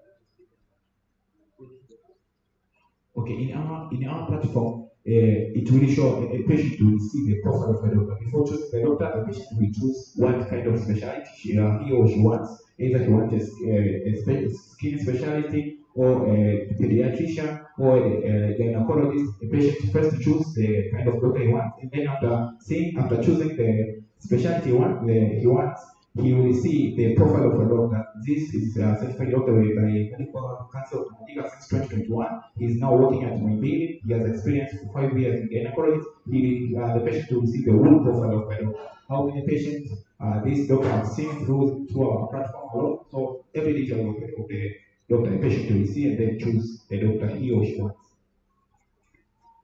And in Swahili language, a patient will understand that is a language. Because in our application, you have added a feature patient to choose either he wants to use English or to use Swahili language. Okay, my question goes to the cost you grant here per person. Because it's like $12 per person. And what that is for? And you mentioned about sometimes the doctor can check out and can tell you this load was this much, right? So how does he or she know? How does the doctor know that this wound has this infection? Because sometimes they even don't know unless they test. Okay, so in most of our services, the doctor himself allocates the price for the consultation. If it is a nurse, we will allocate you the price of consultation after doing the service. So a patient with a nurse agree. So after online consultation through our platform, then they agree on the price, and then the patient confirm the price, and then the nurse go and sell. So the nurse is going to save after that. Yeah, so we have not limited about the price. It is about the patient and the doctor, or the patient and the nurse. They agree themselves on the price. Yeah, so I was wondering if is it possible for some people because in case of this application, many they just meet the doctor and the client. Then at the end of the day, they meet all the clients, they have to go to the hospital. Is it the same as other people or there's a huge difference on the spotlights? So most of the services, you only do need a doctor advice and probably doctor consultation. Unless there is a need of a referral, so we have a specialized referral systems in our clinic. One of our uniqueness is that we have APIs for clinics. The patient can book to go to the clinic, which most of our competitors do not have that features.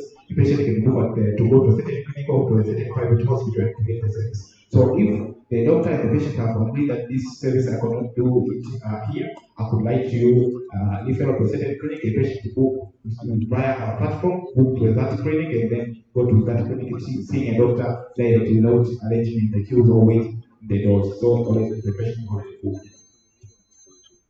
Thank you very much. Thank you very much. So far, 9 have gone. We are left with one presenter, one contestant. How are you guys? How is everyone in the room? Shikamoni. Mnaendeleaje? We have been doing English from morning to this time.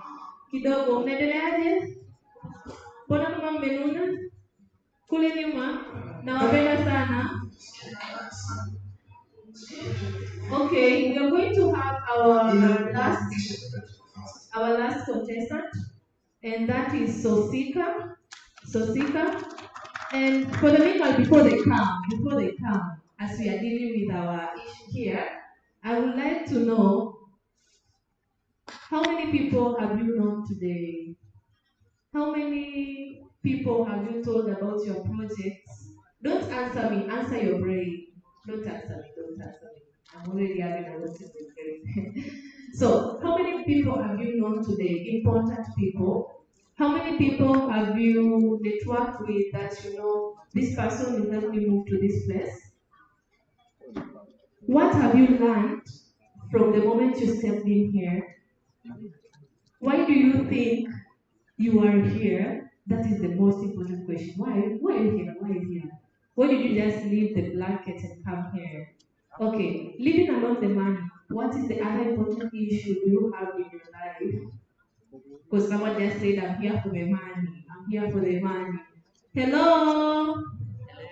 Hello? Hello? Why are you here? We are here to learn. Thank you very much, madam. If I could be having cash in my pocket right now, I could just award madam there with her spectacles. I could just give her 1 million and tell her, this is for you because you're very, very active in this session. I could reward her more than that. Thank you very much, madam. So, as we're dealing with the situation, I would like to give madam a small moment so that she can tell us about more about the Afrinnovative Youth Challenge Tanzania because I know there's a lot that we need to know, right? Yes, thank you very much.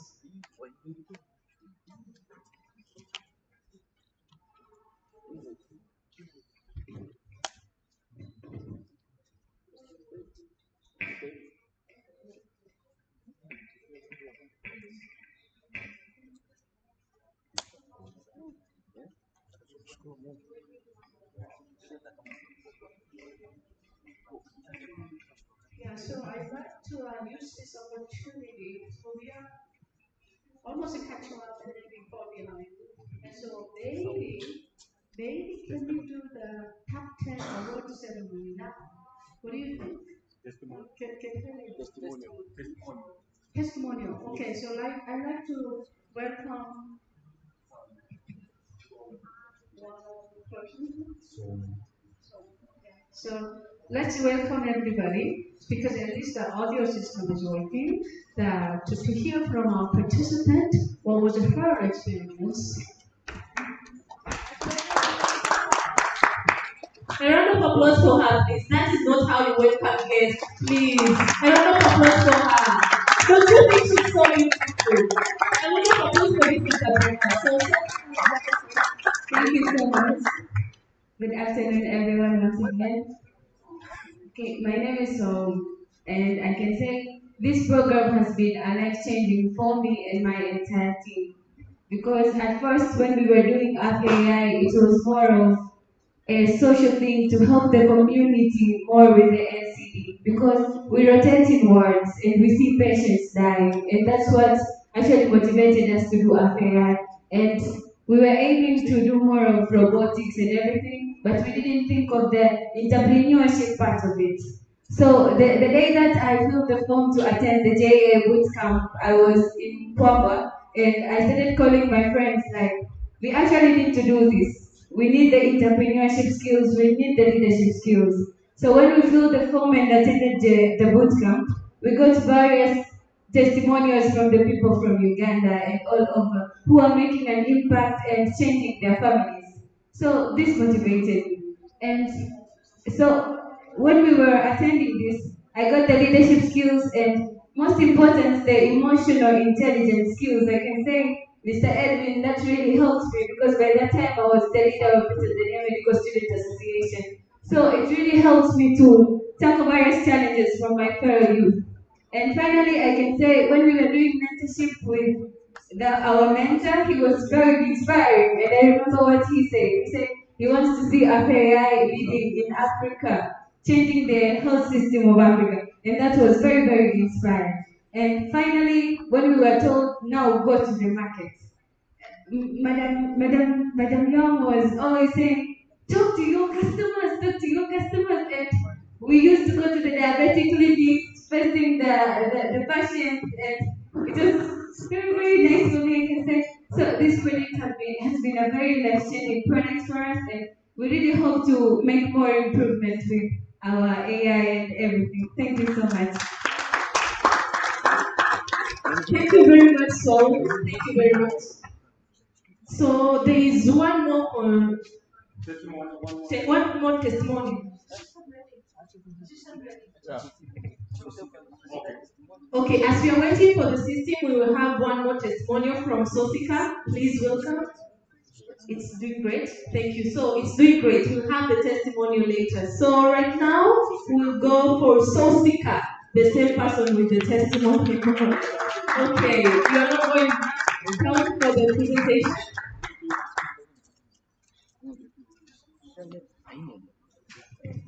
I'm told when Sosika finishes the presentation, he will remain for the testimonial. So welcome very much.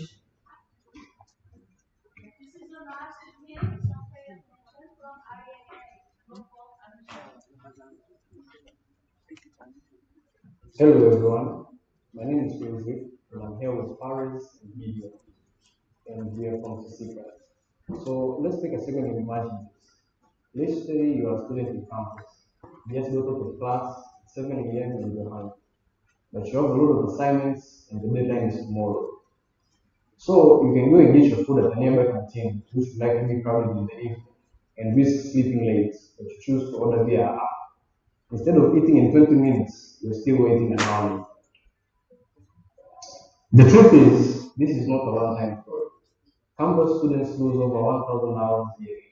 On the other side, 20% of the national population wants reliable and affordable delivery. Yet, existing apps often end up wasting more of their time. On the other side, vendors face commissions up to 30%, eating into their margins without adequate value. That's why we built Sosika. It's a delivery app with a fast, scalable, and inclusive infrastructure, and accessible on any device with a browser. Sosika has the most intuitive user interface in the market, allowing customers to browse and order from a large variety of menu items. They can order wherever within the vendor's proximity, and vendors process their orders, riders are scheduled with AI optimized routes, all in one app. But all of this while prioritizing speed. Our approach is simple. We free vendors from heavy commissions, strengthening partnerships and ensuring long-term sustainability, making Sosika the preferred choice over costly competitors. Our model revolves around charging delivery fees based on distance, or via subscriptions to frequent users. Vendors can also pay for targeted promotions to boost their visibility and reach. We were fortunate enough to gain more traction earlier this year, where we were able to complete building the app in March. We tested it in a campus environment, gained more than 100 users, showing the validity of the product. We were also able to generate over 1,000 petitions revenue with only 2 vendors at one time. But the insights we collected were far more valuable. Therefore, we were also able to partner with 10 more vendors, aiming to create 10 more in the next 2 months so as to further facilitate demand. We will start locally, targeting campuses, tourists, professionals, and residents. Then we will expand to high demand regions like Dar es Salaam and South, eventually reaching Tanzania and beyond, projecting nearly 800,000 to see monthly gross profits. This will therefore impact more than 1,000 vendors in high demand areas, boosting their revenue by 15 to 30%. Also, customers will save up 50% of their time in the DTAs, routes, and also group ordering. But also, 1.6 million plus riders, border riders, will be able to gain more stability. So, in our first year with support, Sosika is projected to handle 50,000 orders. That's estimately 100,000 in dollars in revenue in 12 months. Our costs will cover for our infrastructure, marketing, logistics, and legal compliances. And every additional order only makes us. Ladies and gentlemen, we are asking for $3,000 to cover for our initial costs to amplify operations, but we are also seeking for mentorship so as to strengthen our team towards turning Sosika into the leading food delivery platform. As any organization, Sosika identifies its analysis. We have the team and we have the traction. Therefore, we are seeking for funding so as to amplify operations, but we also need mentorship for our team to build the leading online C2B platform in Tanzania. Sosika is for everyone. Thank you.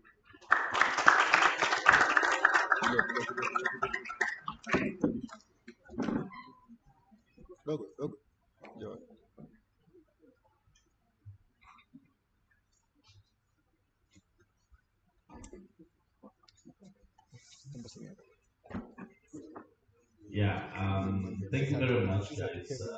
This is very impressive. So, the, my question is, what is differentiates you with the other competitors?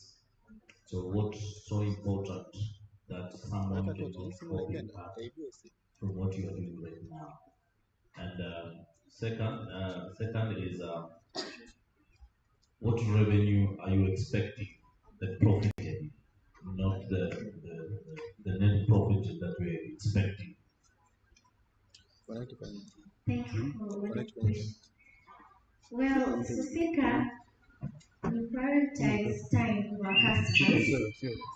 But also, yes, we prioritize time for our customers, but also by tracking our riders' performance. But also we prioritize growth with our partners, vendors, and riders through making friendly communication. So to answer the second question concerning the revenue, basically on the profit that we're making. So Sosika, in terms of its unit economics, our rate is $0.4 per kilometer. But on the bright side, the cost per order is $0.3. And the profit only increases as the distance increases. So when we make a projection of $1,000 in revenue, we calculate that by calculating the cost of orders that we have actually operated or delivered.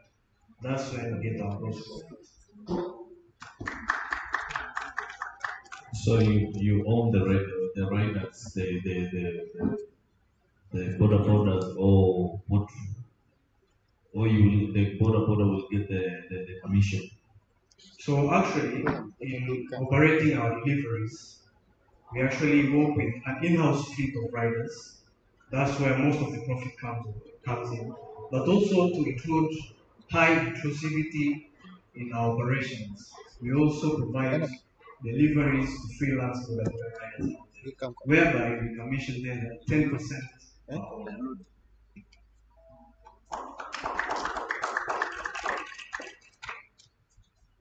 That's amazing. So my question goes to I'm a client just ordering because we used to see things in the pictures very good. And this kid, the app called Maxima from US, which was very nice. So they had a taxi and the board because they put from anywhere. So the problem came that the food you saw to the picture, at the end of the day, you're going to get something different. So that made people to just use Bolt or drive to reach at a certain place and they make order when you're there because there's something they may not need to use. So actually, as my teammates mentioned earlier, we're trying to create a very close and friendly relationship with our vendors. When we reach out to them, we make sure that we communicate with them effectively. They show us their menu items. We ask them, okay, is this available? And if it's available, how much time is it taking to prepare it? we all put that information openly in the application. So a user will come and see, and what the user will order is exactly what the user will get. Okay, thanks for your presentation. Yeah, it's a great idea. But I just want to know one thing. You said there's a time now you're not only use dedicated border, so also use freelance border. So when it comes to here now we are not transporting maybe furniture, so on, but we're transporting food, which is direct from kitchen to mouth. It doesn't pass anywhere. So how do you ensure safety if you're not using dedicated border? Well, actually, before recruiting the freelance or dedicated border borders, they actually go through an onboarding and training process, whereby this process prioritizes the safety and quality assurance of the orders. But also, we also track the performance of these freelance riders. A rider who doesn't meet the expectations of how we need to deliver our order, they will actually be disregarded. And none of the best performers are the ones that are going to be enlisted at the top to be assigned for the delivery.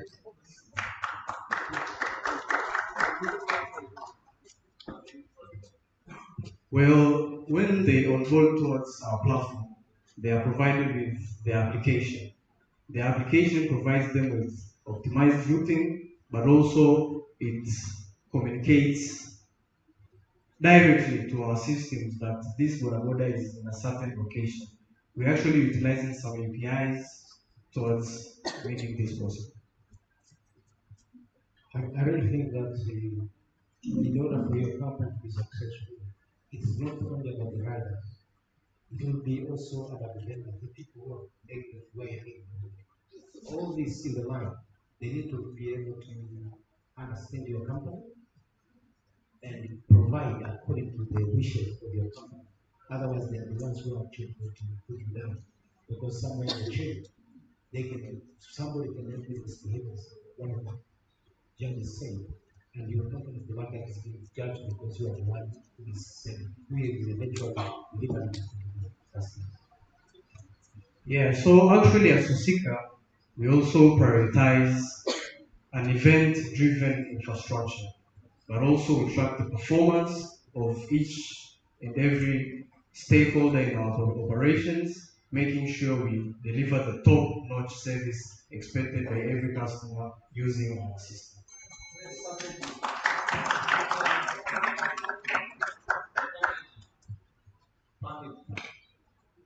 So Sika, we actually have packaging that we provide to our partners, specifically our vendors. But on terms of other, because Sosika doesn't only deliver food, we deliver also groceries and other stuff. Packaging groceries in a bag is really simple. It is also expected, even if the customer reaches out to the vendor directly without using the customers. So that's just a non. So thank you very much. I have to be fair for everyone. So Sika, you may go, but the testimonial guy will just remain here for the testimony. As for the testimony is going to begin, we will be having Mr. Roman Shayo as a keynote speaker after the testimonial. Thank you. Okay, thank you very much, Madam Sauti. So my name is Ulrich Matem. I'm actually a student from IAA. So early this year, I was seated in my bedroom and I had a lot of assignments that I had to accomplish, but at the same time I was learning. This is actually the story that I gave at the beginning of the presentation. So I had the idea, why should I just order my food via an app? But the other ones which are existing are very, very pricey. So I said, okay, let me build my own. So in any creative mind, it is easy to generate an idea. The issue is on implementation. And for us young minds, it is true to state that we are still naive and we actually need support from those who have gone through the same pathways that we are going through right now. So I can give much appreciation to the organizers of this operation, of this whole event, they actually gave us the mentorship, the startup mentorship. In terms of startup mentorship, what I mean is the growth mindset and also the ability to pivot. Initially, the ideas we had were good, but they needed more craving and structuring so that they can actually be applicable. And without the mentorship, I don't think we could have gotten this far. So basically, that's all that we're actually going towards this process right now, towards getting here. Like from filtering from 500 teams, reaching only 10 teams. It's a really big step. And I would like to congratulate other teams for reaching where we are right now and thanking E3 Empower as well as the JA worldwide operation for the help and the awareness. Thank you. So thank you very much, Sosika. It was a wonderful testimonial. But this time I would like to welcome Mr. Roman for a small speech, please. The stage and the floor is all yours. So tuzingatie kupata madini. A round of applause, guys. Oh, are you tired? Are you tired? Okay, thank you. Yeah, thank you very much. My name is Roman Shayo, a commercial and co-founder of CNH and other affiliates company that we started. I think I'm gonna read something, but I think it is more, should be direct, guys, to give you a real testimony. I'm a living testimony for that. You are very lucky that you started when you are in university. I started after a graduate, 8 years working, then I realized I think I need to do more to impact the community, the surrounding community. Not only Tanzania, but Africa at large. So it's most of people, they have one thing. Everyone is complaining about the capital and resources, and this is what's keeping us down. And this is the real disease. Most of us as a youth, we just think that we will start when we are at 50s, we will start when we have enough money, we will start when we have everyone on our side. But remember, when you start, there will be no one on your side. When I started, please you give me more time. When I started, I was only paid less than 300,000,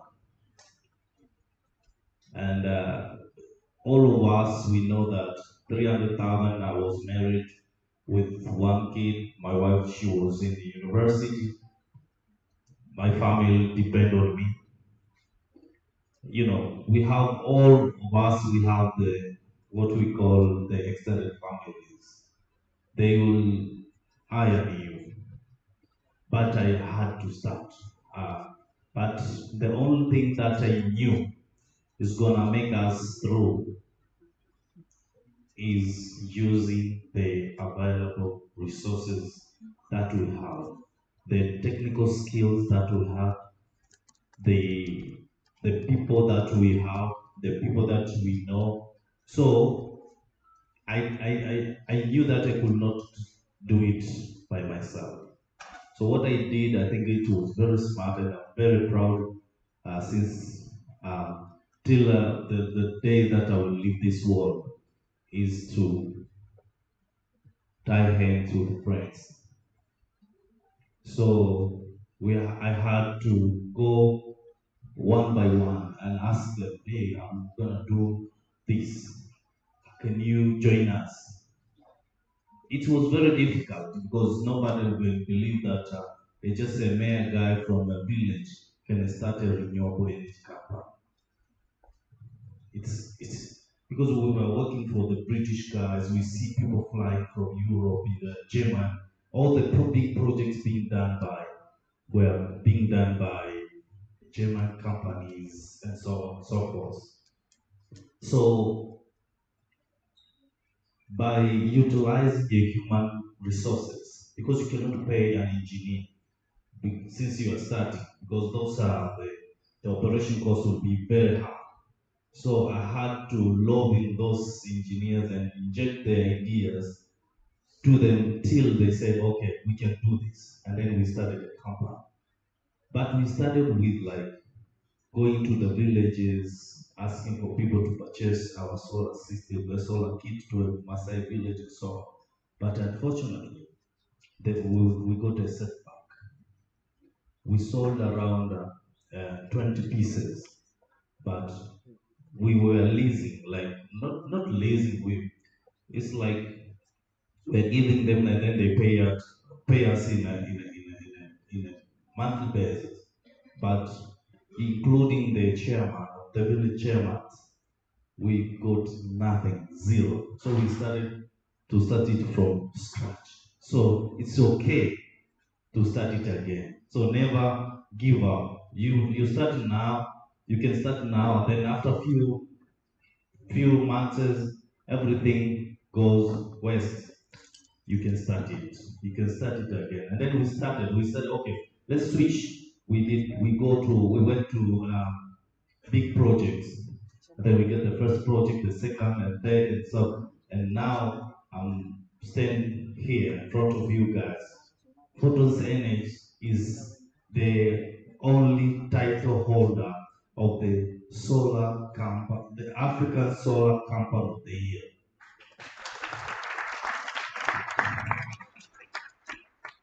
Not only the solar company of the year, we are the only company, the solar company with more than 15 awards. Not only the national, but the international awards.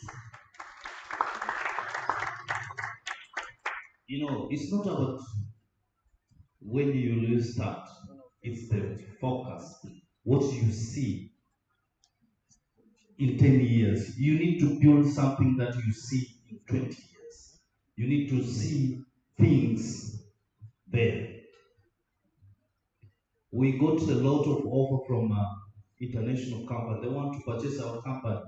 Some they give us 10 million without even evaluating, because what they see potential. So you guys, I'm trying to encouraging you. I'm not a motivation speaker. That's the bad thing, but I'm telling you the truth. So photosynthesis,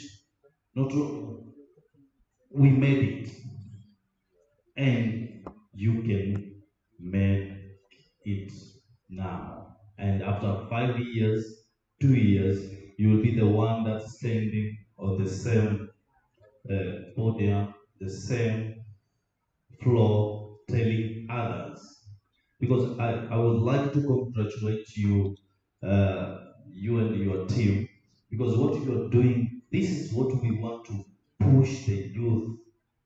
People that have to have this. I think Professor he is very busy. I know this guy is extremely busy. But all the judges here, they devoted their time to come and listen. Means that you are special, and don't give up.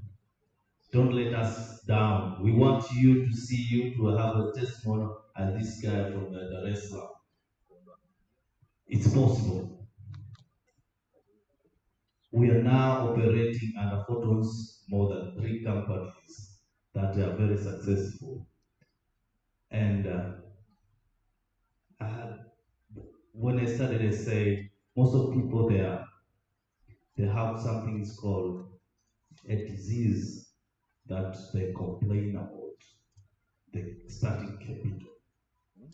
As I said, we started with 0, and till now, we have not going to any bank knocking for a single loan.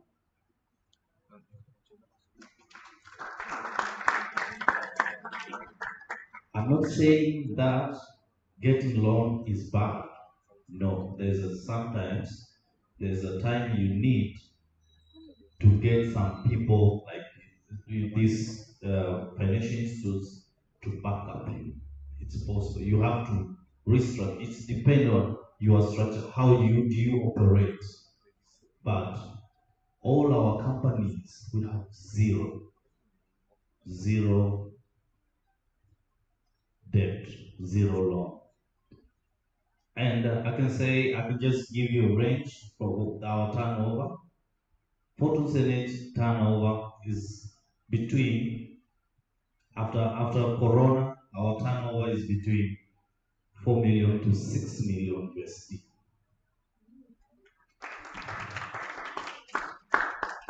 So, and our plan is to make it 10 so as we can be comfortable. So I can go to Sierra Leone and say, guys, you see my turnover. So you need to give me another 10 so as we can scale up. It makes sense, right? Because banks, they don't take risk. This is, you have to take it from me. Banks doesn't take risk. They want money. They say, oh, we know, we just calculate the risk here and so on. So no, everything is insured. They make sure that their money is not going to be lost because they are monitored. They're going to be monitored by their default rates. So you have to take this because we are entrepreneur. The spirit of being calm and entrepreneur. The day that you are starting that I'm doing my own thing, I'm gonna change the world. Then from that day you have to think of the risk. Everything is a risk. Your wife is a risk, your husband is a risk, your kids are a risk, the government is a risk, everything is a risk. You need to calculate them and you need to penetrate. You need to move. So I prepared.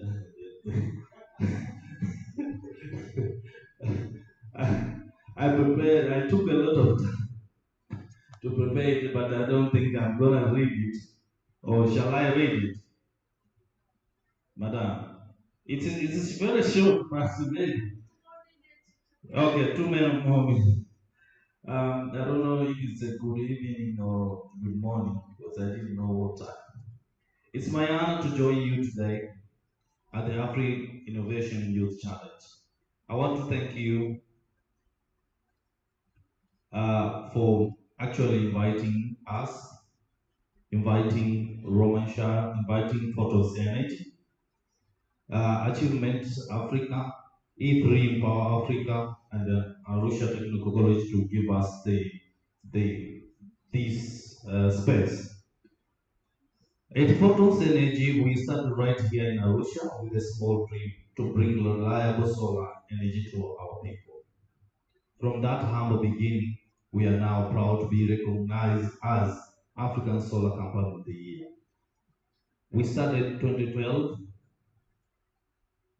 as very young.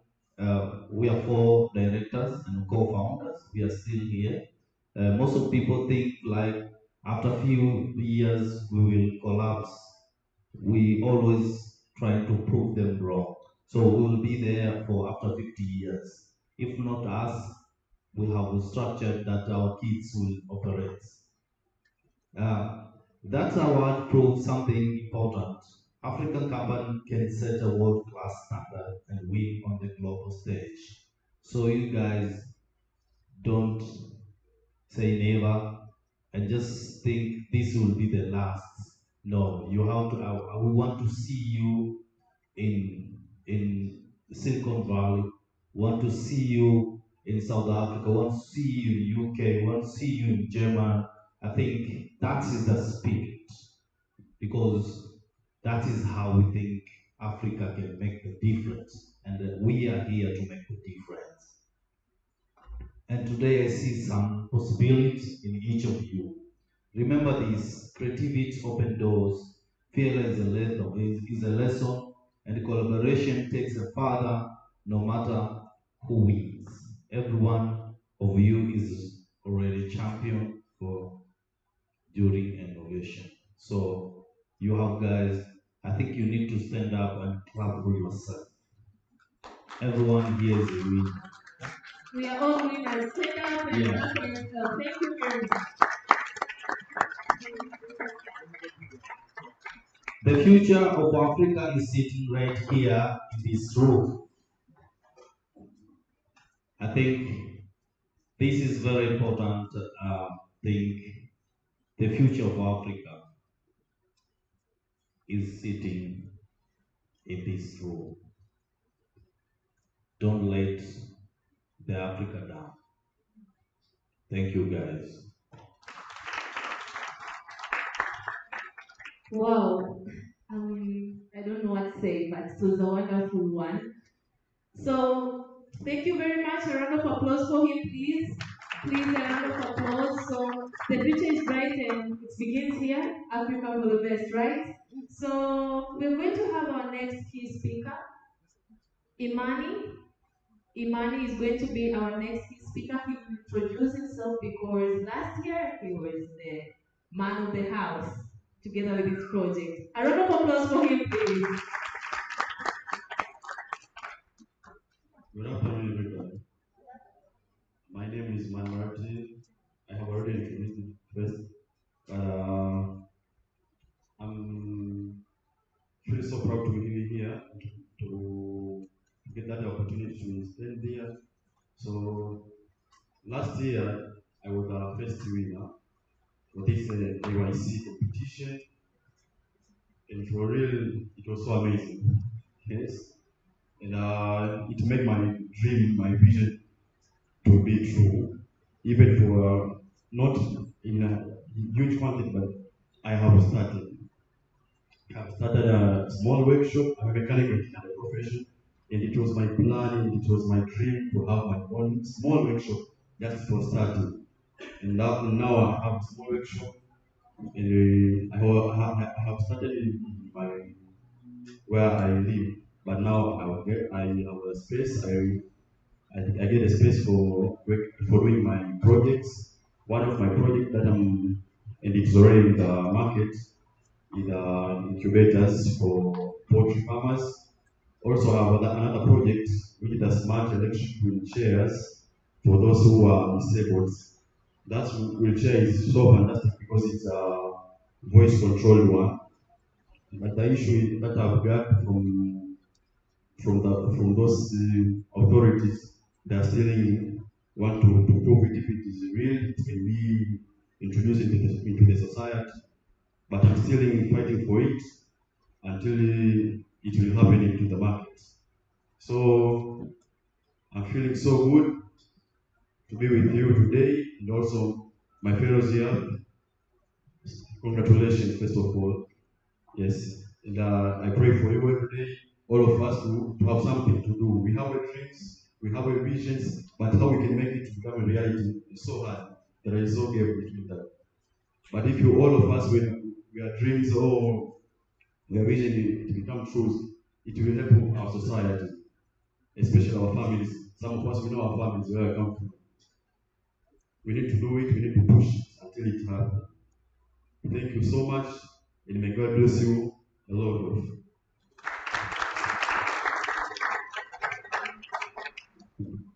Thank you very much, Imani. A round of applause for him, guys, please. Thank you very, very much. It's a great pleasure having you. And we can see the youth are moving, and we are moving in a high speed, and we are looking at how people are doing it. All the projects here presented were very, very brilliant, and I'm learning a lot from every one of you. Thank you very much for that. So we were having 30 local facilitators who are in the house, in the hall right now, but we wish every one of them could speak today, but we are going to have one who will go to present, who will present the 30.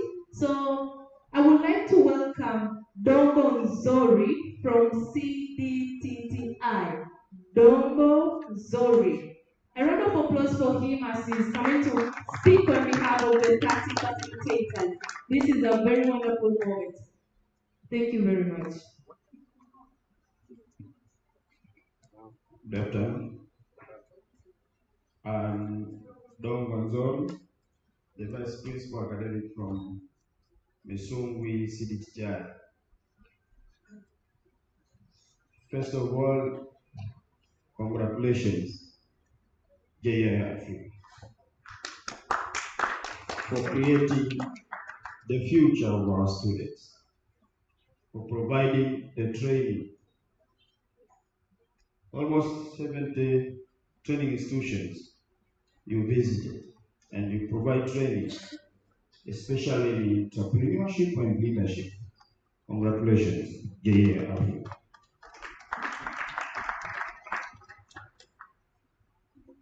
You were creating the future of our students in the area of entrepreneurship and innovations. As you saw the students, their future started with JIF, and they were connected with other students. And today we are in the competitions from different training institutions. The students were filling the forms in the entrepreneurship projects, entrepreneurship programs, and leadership. They did the exams.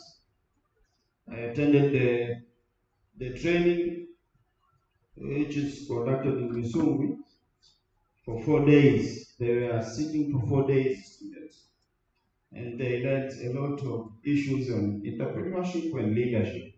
And now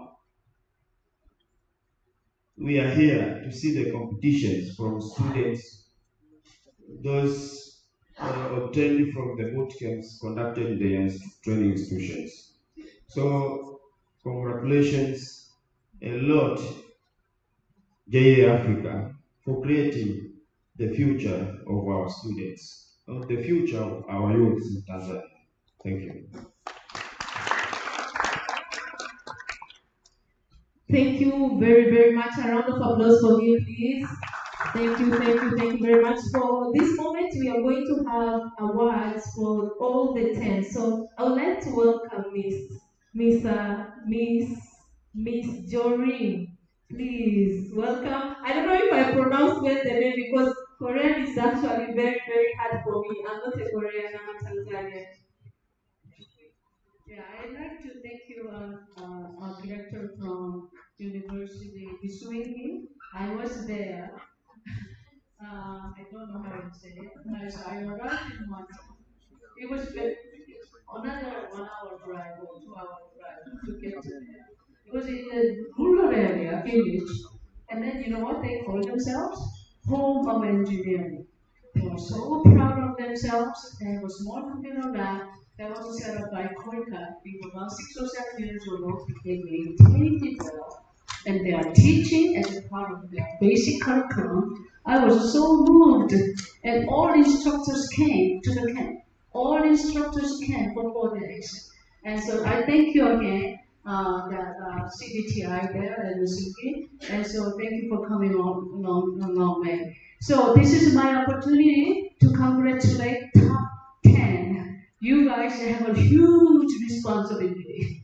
Out of 1,600 social projects, you have been selected as a promising, future goal-oriented, and committed and dedicated to build a society from now on. Okay? And this is what the recognition from JA.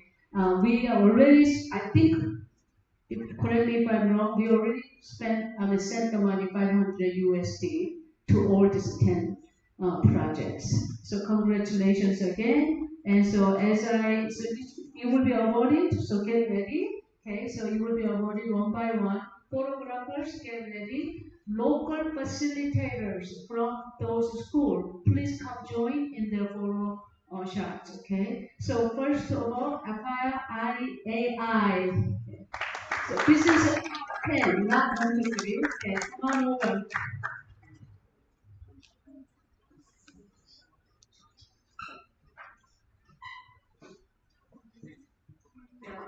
How many team members were you? 5. They have a 5, but only 2 leaders came today. Congratulations. Say hi, everybody. A big applause, please. Applause, please.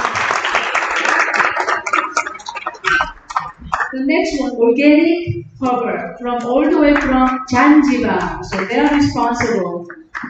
Restructuring Zanzibar. A round of applause for organic cable for coming. A round of applause for them. This is a wonderful moment. They got their 500 US dollars. Organic cable. Congratulations.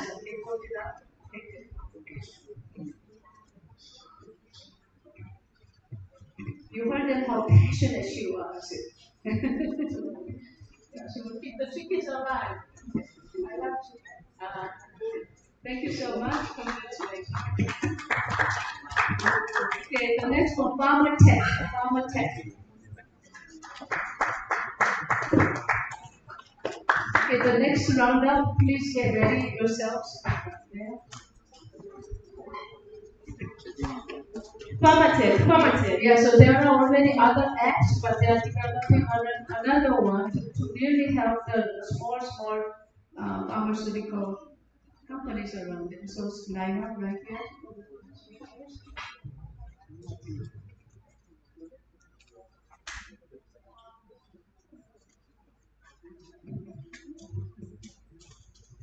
Everybody start. Thank you.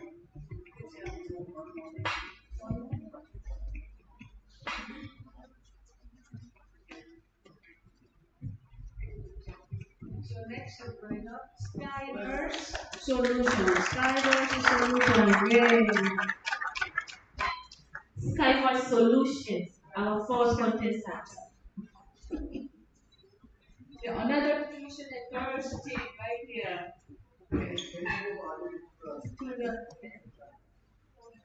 Congratulations again. Is there a local facilitator plan for this group? Is coming? Please.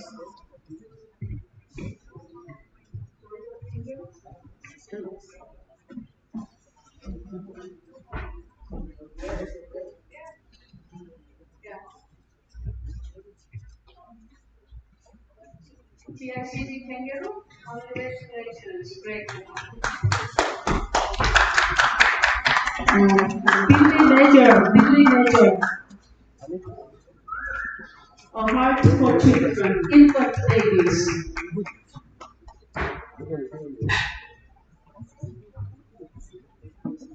Okay, again, the same person, okay?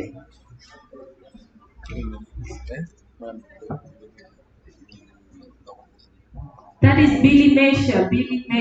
Thank you very much, Billy Measure. Going on, cage fishing farming from all the way from Rwanda. Cage fish farming. Cage fish farming all the way from Rwanda. A round of applause for them, please.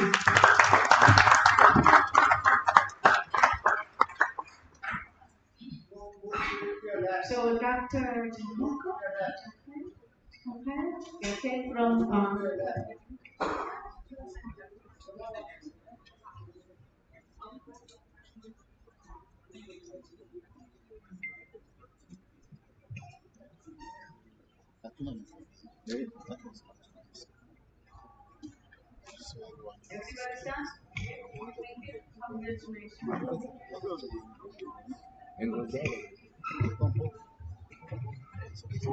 Good afternoon.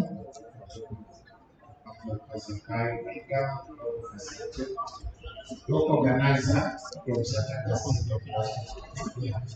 I'm glad to be here. I wish all the best for our young students. Thank you. The next up, InvoPay, discounted invoices. It's going to help all small businesses to collect their money. Please, a round of applause for InvoPay. People from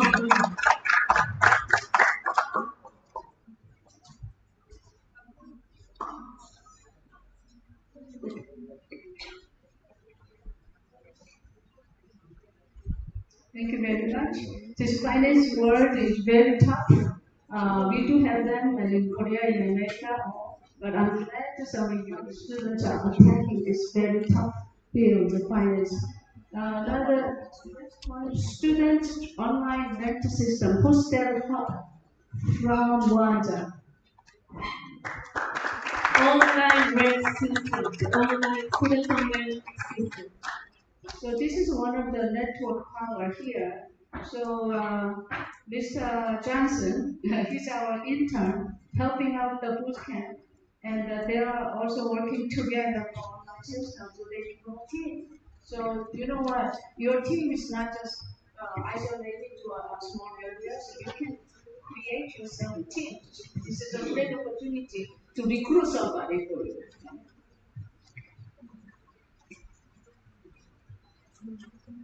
Congratulations, good luck to you.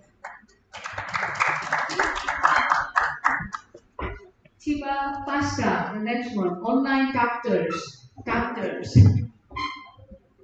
So with the AIs and everything, you know what, later doctors have to carry their suitcases, reaching homes and reaching homes. I think they are already studying.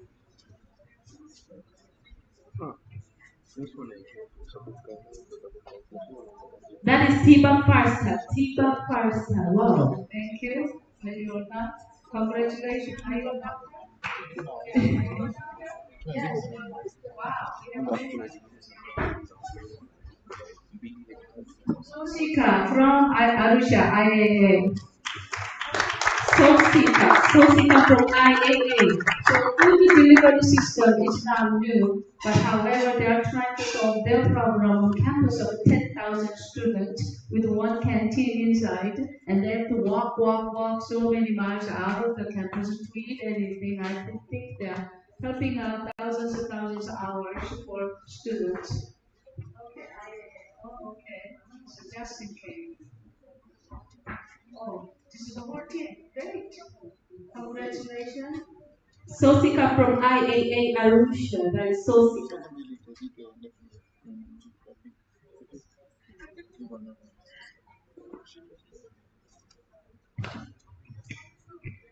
Okay, congratulations. Best of luck. Even if, so the thing is, even if you don't win 1, 2, 3 today, you already won. Okay? So clap yourself again. And say good job, good job, good job. Okay, guys, know how to recognize yourself. Don't give up even if you don't make it 1, 2, 3, $1,000, $2,000 is nothing. You are Mr. Roman. You don't wait for the big capital to start anything. That's not an excuse to accept. Okay, so you don't blame for somebody else to say, why don't you give me some resources so I can do my thing? You already found yourselves good partners. And you found good, you got the good training. It's now your turn to make yourself committed. The next thing what we are going to do, how is it going, Mr. Evan? Huh? Yep. Yeah, so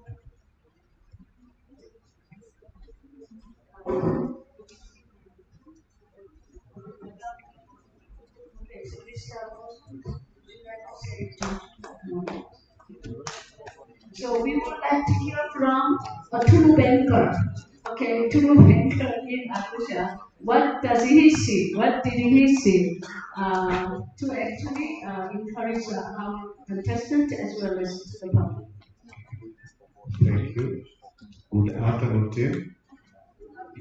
Of course, Master that I'm the zonal manager of CRDB Bank, overseeing the 80 branches in Manyara region, Kilimanjaro, Arusha, and Canada.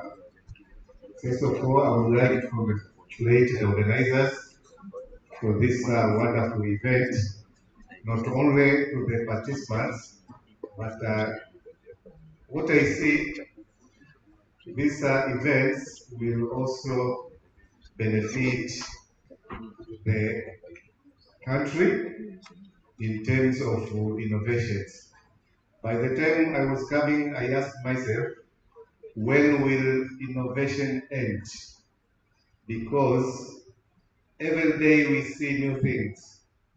I came to realize that innovation will end by the time the world will be having no problems. So you have to ask yourself, is there any day that we are going to have no problem in the world? That is our question. Why we are always looking for innovations? Always we are looking for innovation in order to solve problems. We are looking for innovation, looking for simplicity. We are looking for solutions in order to increase efficiency. We are looking for innovation for cost effectiveness. We are also looking for innovation in order to maximize productivity. There are so many other factors that why innovation is needed. Try to ask yourself, in this contemporary world, which each and everything is coming from China at a very low cost, what are you going to innovate that will compete from the product coming from China? Just ask yourself. But as long as the definition of innovation is looking for different solutions, we have so many problems that we need to work out in order to get those solutions. So it's our duty. Which kind of problem are we going to focus that for us will be beneficial so that we cannot compete with the developing countries? From the presenters, I would like to take this time to congratulate all of you, because just think about all those 10 problems from all those 10 presenters. All those problems were very, very valid. For instance, hypertension and the diabetes. Is it a big problem or not a big problem to the community? Chicken, for our mothers, majority of them, we call them mama nyumbani. They use their time to involve themselves in small business, but they are facing challenges. Unapofuga kuku wanafika 100, the mdondo comes. All chicken are dying. So, in a summary, all those problems that have been mentioned by our teams, they are all valid and they are all needing solutions from our community. So, as judges, what was our responsibility is looking for new ideas, not taking ideas, copy and paste from the other people who had already found a certain problem, then you come with it at school or at the college. We are calling it plagiarism. So by the time we are marking or we are putting marks, although I would like to assure you that at the panels of the judges there were no teamwork.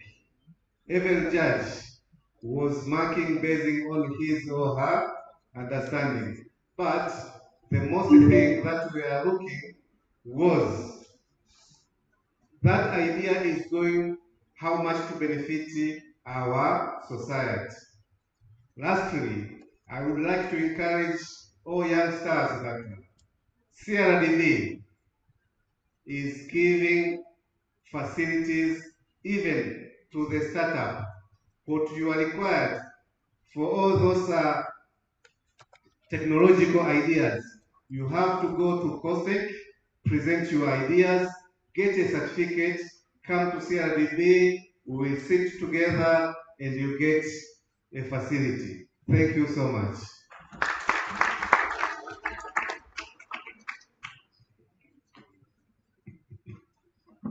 Yeah, so this is the time that everybody was waiting. But right before that, while they're getting the check ready, okay, so I will like to say one more time appreciating the local facilitators of all the schools. Okay, we visited 70 schools that are small, that are large. 90% are not diploma schools. So we are trying to giving them the second chance. Some of the winners are from the universities, but we primarily recognize the diploma students. So would you please rise up? Yeah. So I know about 29 came out of around here.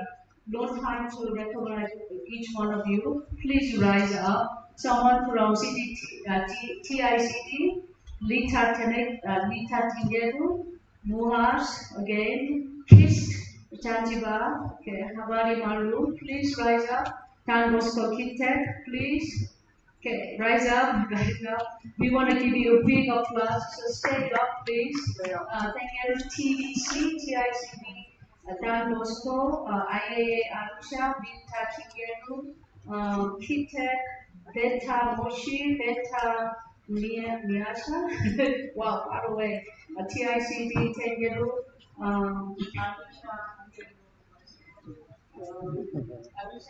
Alpha Learning Center. I think this is an NGO. Chipunish, another small NGO. Focus Education Center, John Bosco, Mutuli, CBTI, FDI, Monotony. Thank you so much. We would like to really extend our appreciation that you join us, open your campus for us, cancel your classes for us, and so on. We have prepared the white shirt that our contestants are wearing. So would you go back in the table after this group order is over and find your right sizes and so on. Okay, so thank you for now. This is the time. But before that, we'd like to thank you, judges. I don't have much. So if you have a small token, you know the shirts that our weekly staffs are wearing. Some are extra large, some are large, some are, so we can have an exchange later on. Thank you so much. I'd like to meet Mr. Norman said, you are very, very busy people. And you took an entire day for us. This is a huge. Would you promise me, would you continue to mentor for our young generation? Mentor even our organization. I'm not claiming that we know what we're doing, but energy, you know what you're doing. Training, you know what you're doing. So as chemical engineering, all this, please continue so that we can come for you. Can you please cover one mentoring session, 1 hour for June? So we have thousands of students come here. Okay? Thank you so much. So now it's a time. Okay, give me the sheet. Let's just music. Yes. Third place. Are you ready? Music, please. You ready for the last place? Third place again. The last team that came up here. Jessica from Arusha.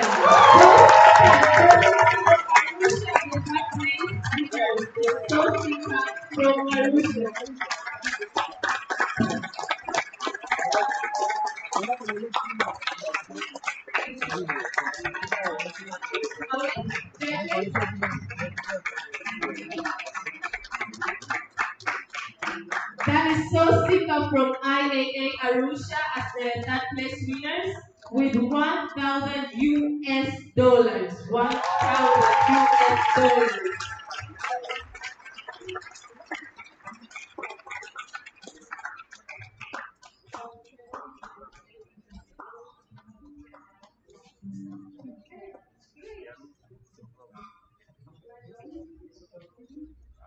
Sosika. DJ. We are missing the fun. Please, some music. Music, please. So they'll be present in IAA, but you will find them in Arusha downtown. So 6 months later, I'll be already. Okay,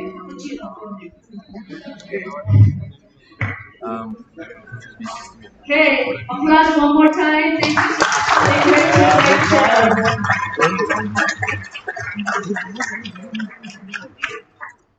the great presentation. Yeah, Mr. Uri came to my office many times.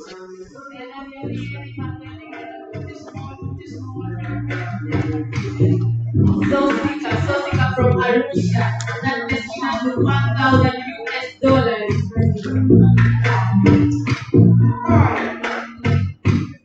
Okay, now moment of truth. Second place, like a silver, goes to. Ready? Music. Are you ready for the second place winners? Okay, it goes to Afaya AI.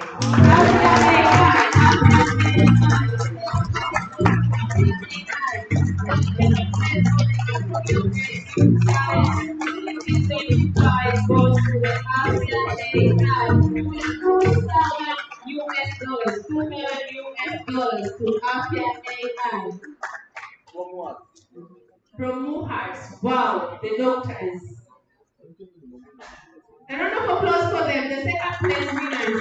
Afia AI, congratulations. This is a very, very happy moment for our nation.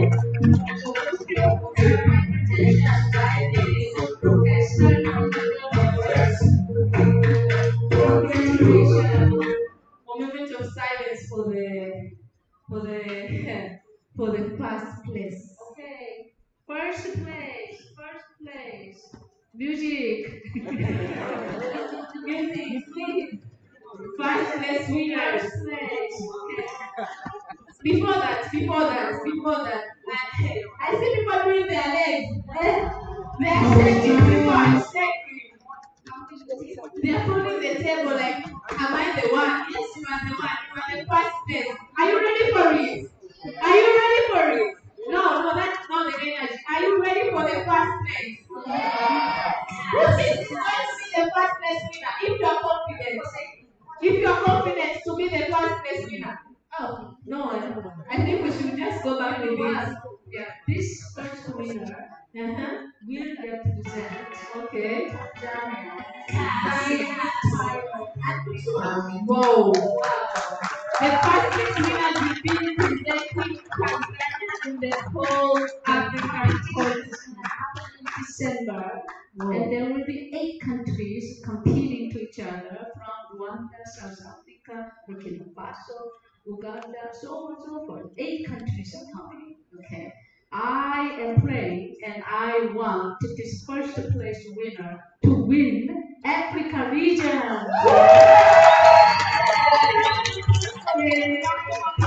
And they have so much responsibility. Okay, so the more pressure on you. First winner goes to Skybird.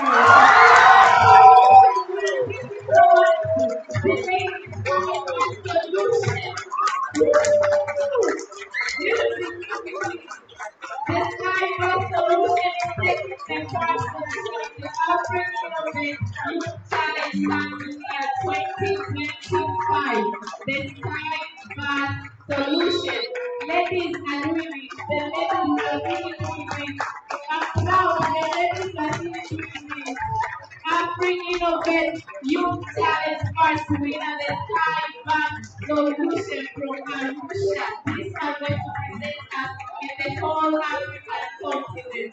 Wow, this is a very great moment, and the Skybox solution is taking the prize. First place with $3,000 US. $3,000 goes to the Caliber Solutions. So maybe the big teams coming out on first team. Yeah. Girls team on the agriculture sector. Girls team. They have no fear. Okay. 1, 2, 3, smile. Smile. The smiles go to Cyber Solution. Congratulations to the Cyber Solution. So the today's legends are the Cyber Solution.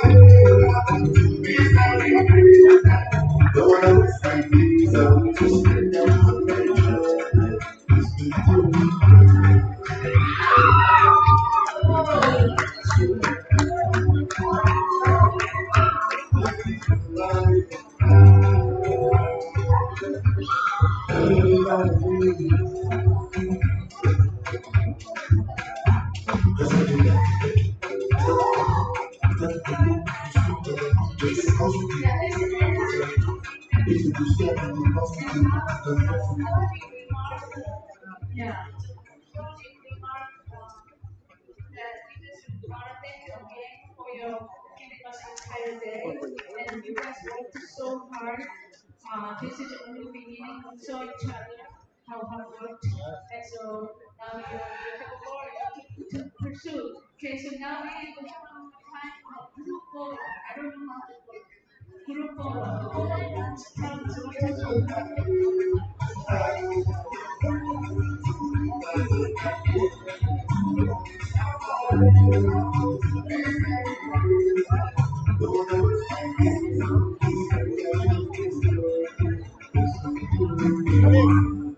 We would like to starting first, so we can just take a picture of you guys first. Take a picture as you are. I want to take a picture of this as is so that I can get more. With the flowers and everything, your faces are big smiling faces. The cameras, we need to take a picture for the whole at the court.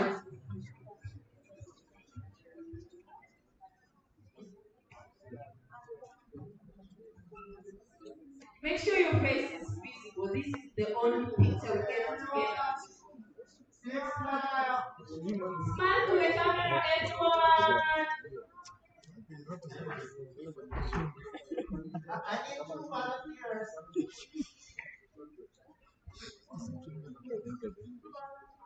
Volunteers. And then just make this up. I mean, like this.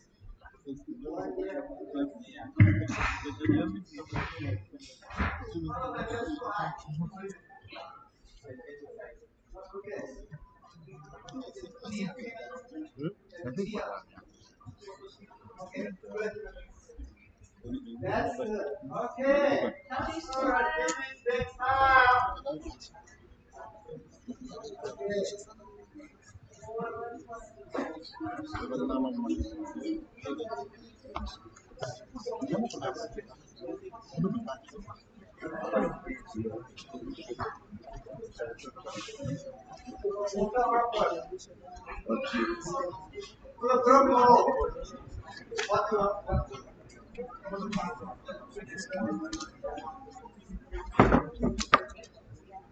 So we are going to have a group photo of the whole 10 groups together with the judges. That's the idea also. Unatoa baada ya video. Hata kwa live simple. Kwa live tumemaliza. Weka hiyo picha. Kuna watu hao wako na nini?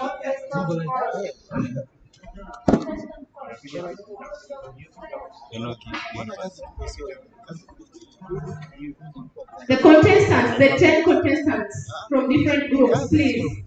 We need all of you for this group photo. This is a very important one.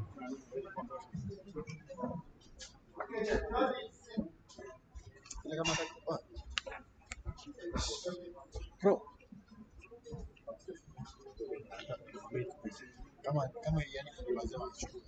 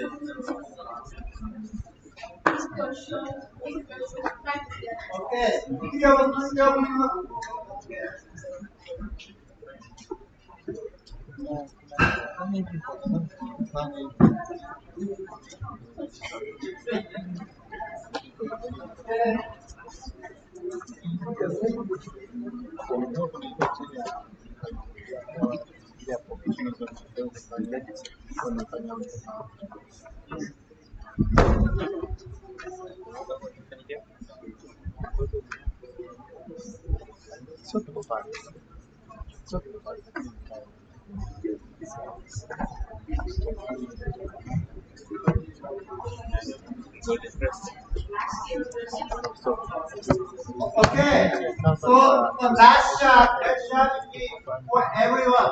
So everyone come up here and then find your seat somewhere. Sit down, stand up or whatever. Just in the whole audience. Everyone. Feel free, feel free. So we'll have, wait, no, I think we can have a first group from this side, from these tables, this row and this row. We can just come. Yes, from these two rows, we can just come. And then the other one we'll have from the next row because we are a lot. And these contestants, you can just come because they are grown-ups. So we can just come sit here so that they can just be, the ones contestants, we can be here. Please, contestants, come at the front. Come at the front. Yes, last year. You can squat, you can sit.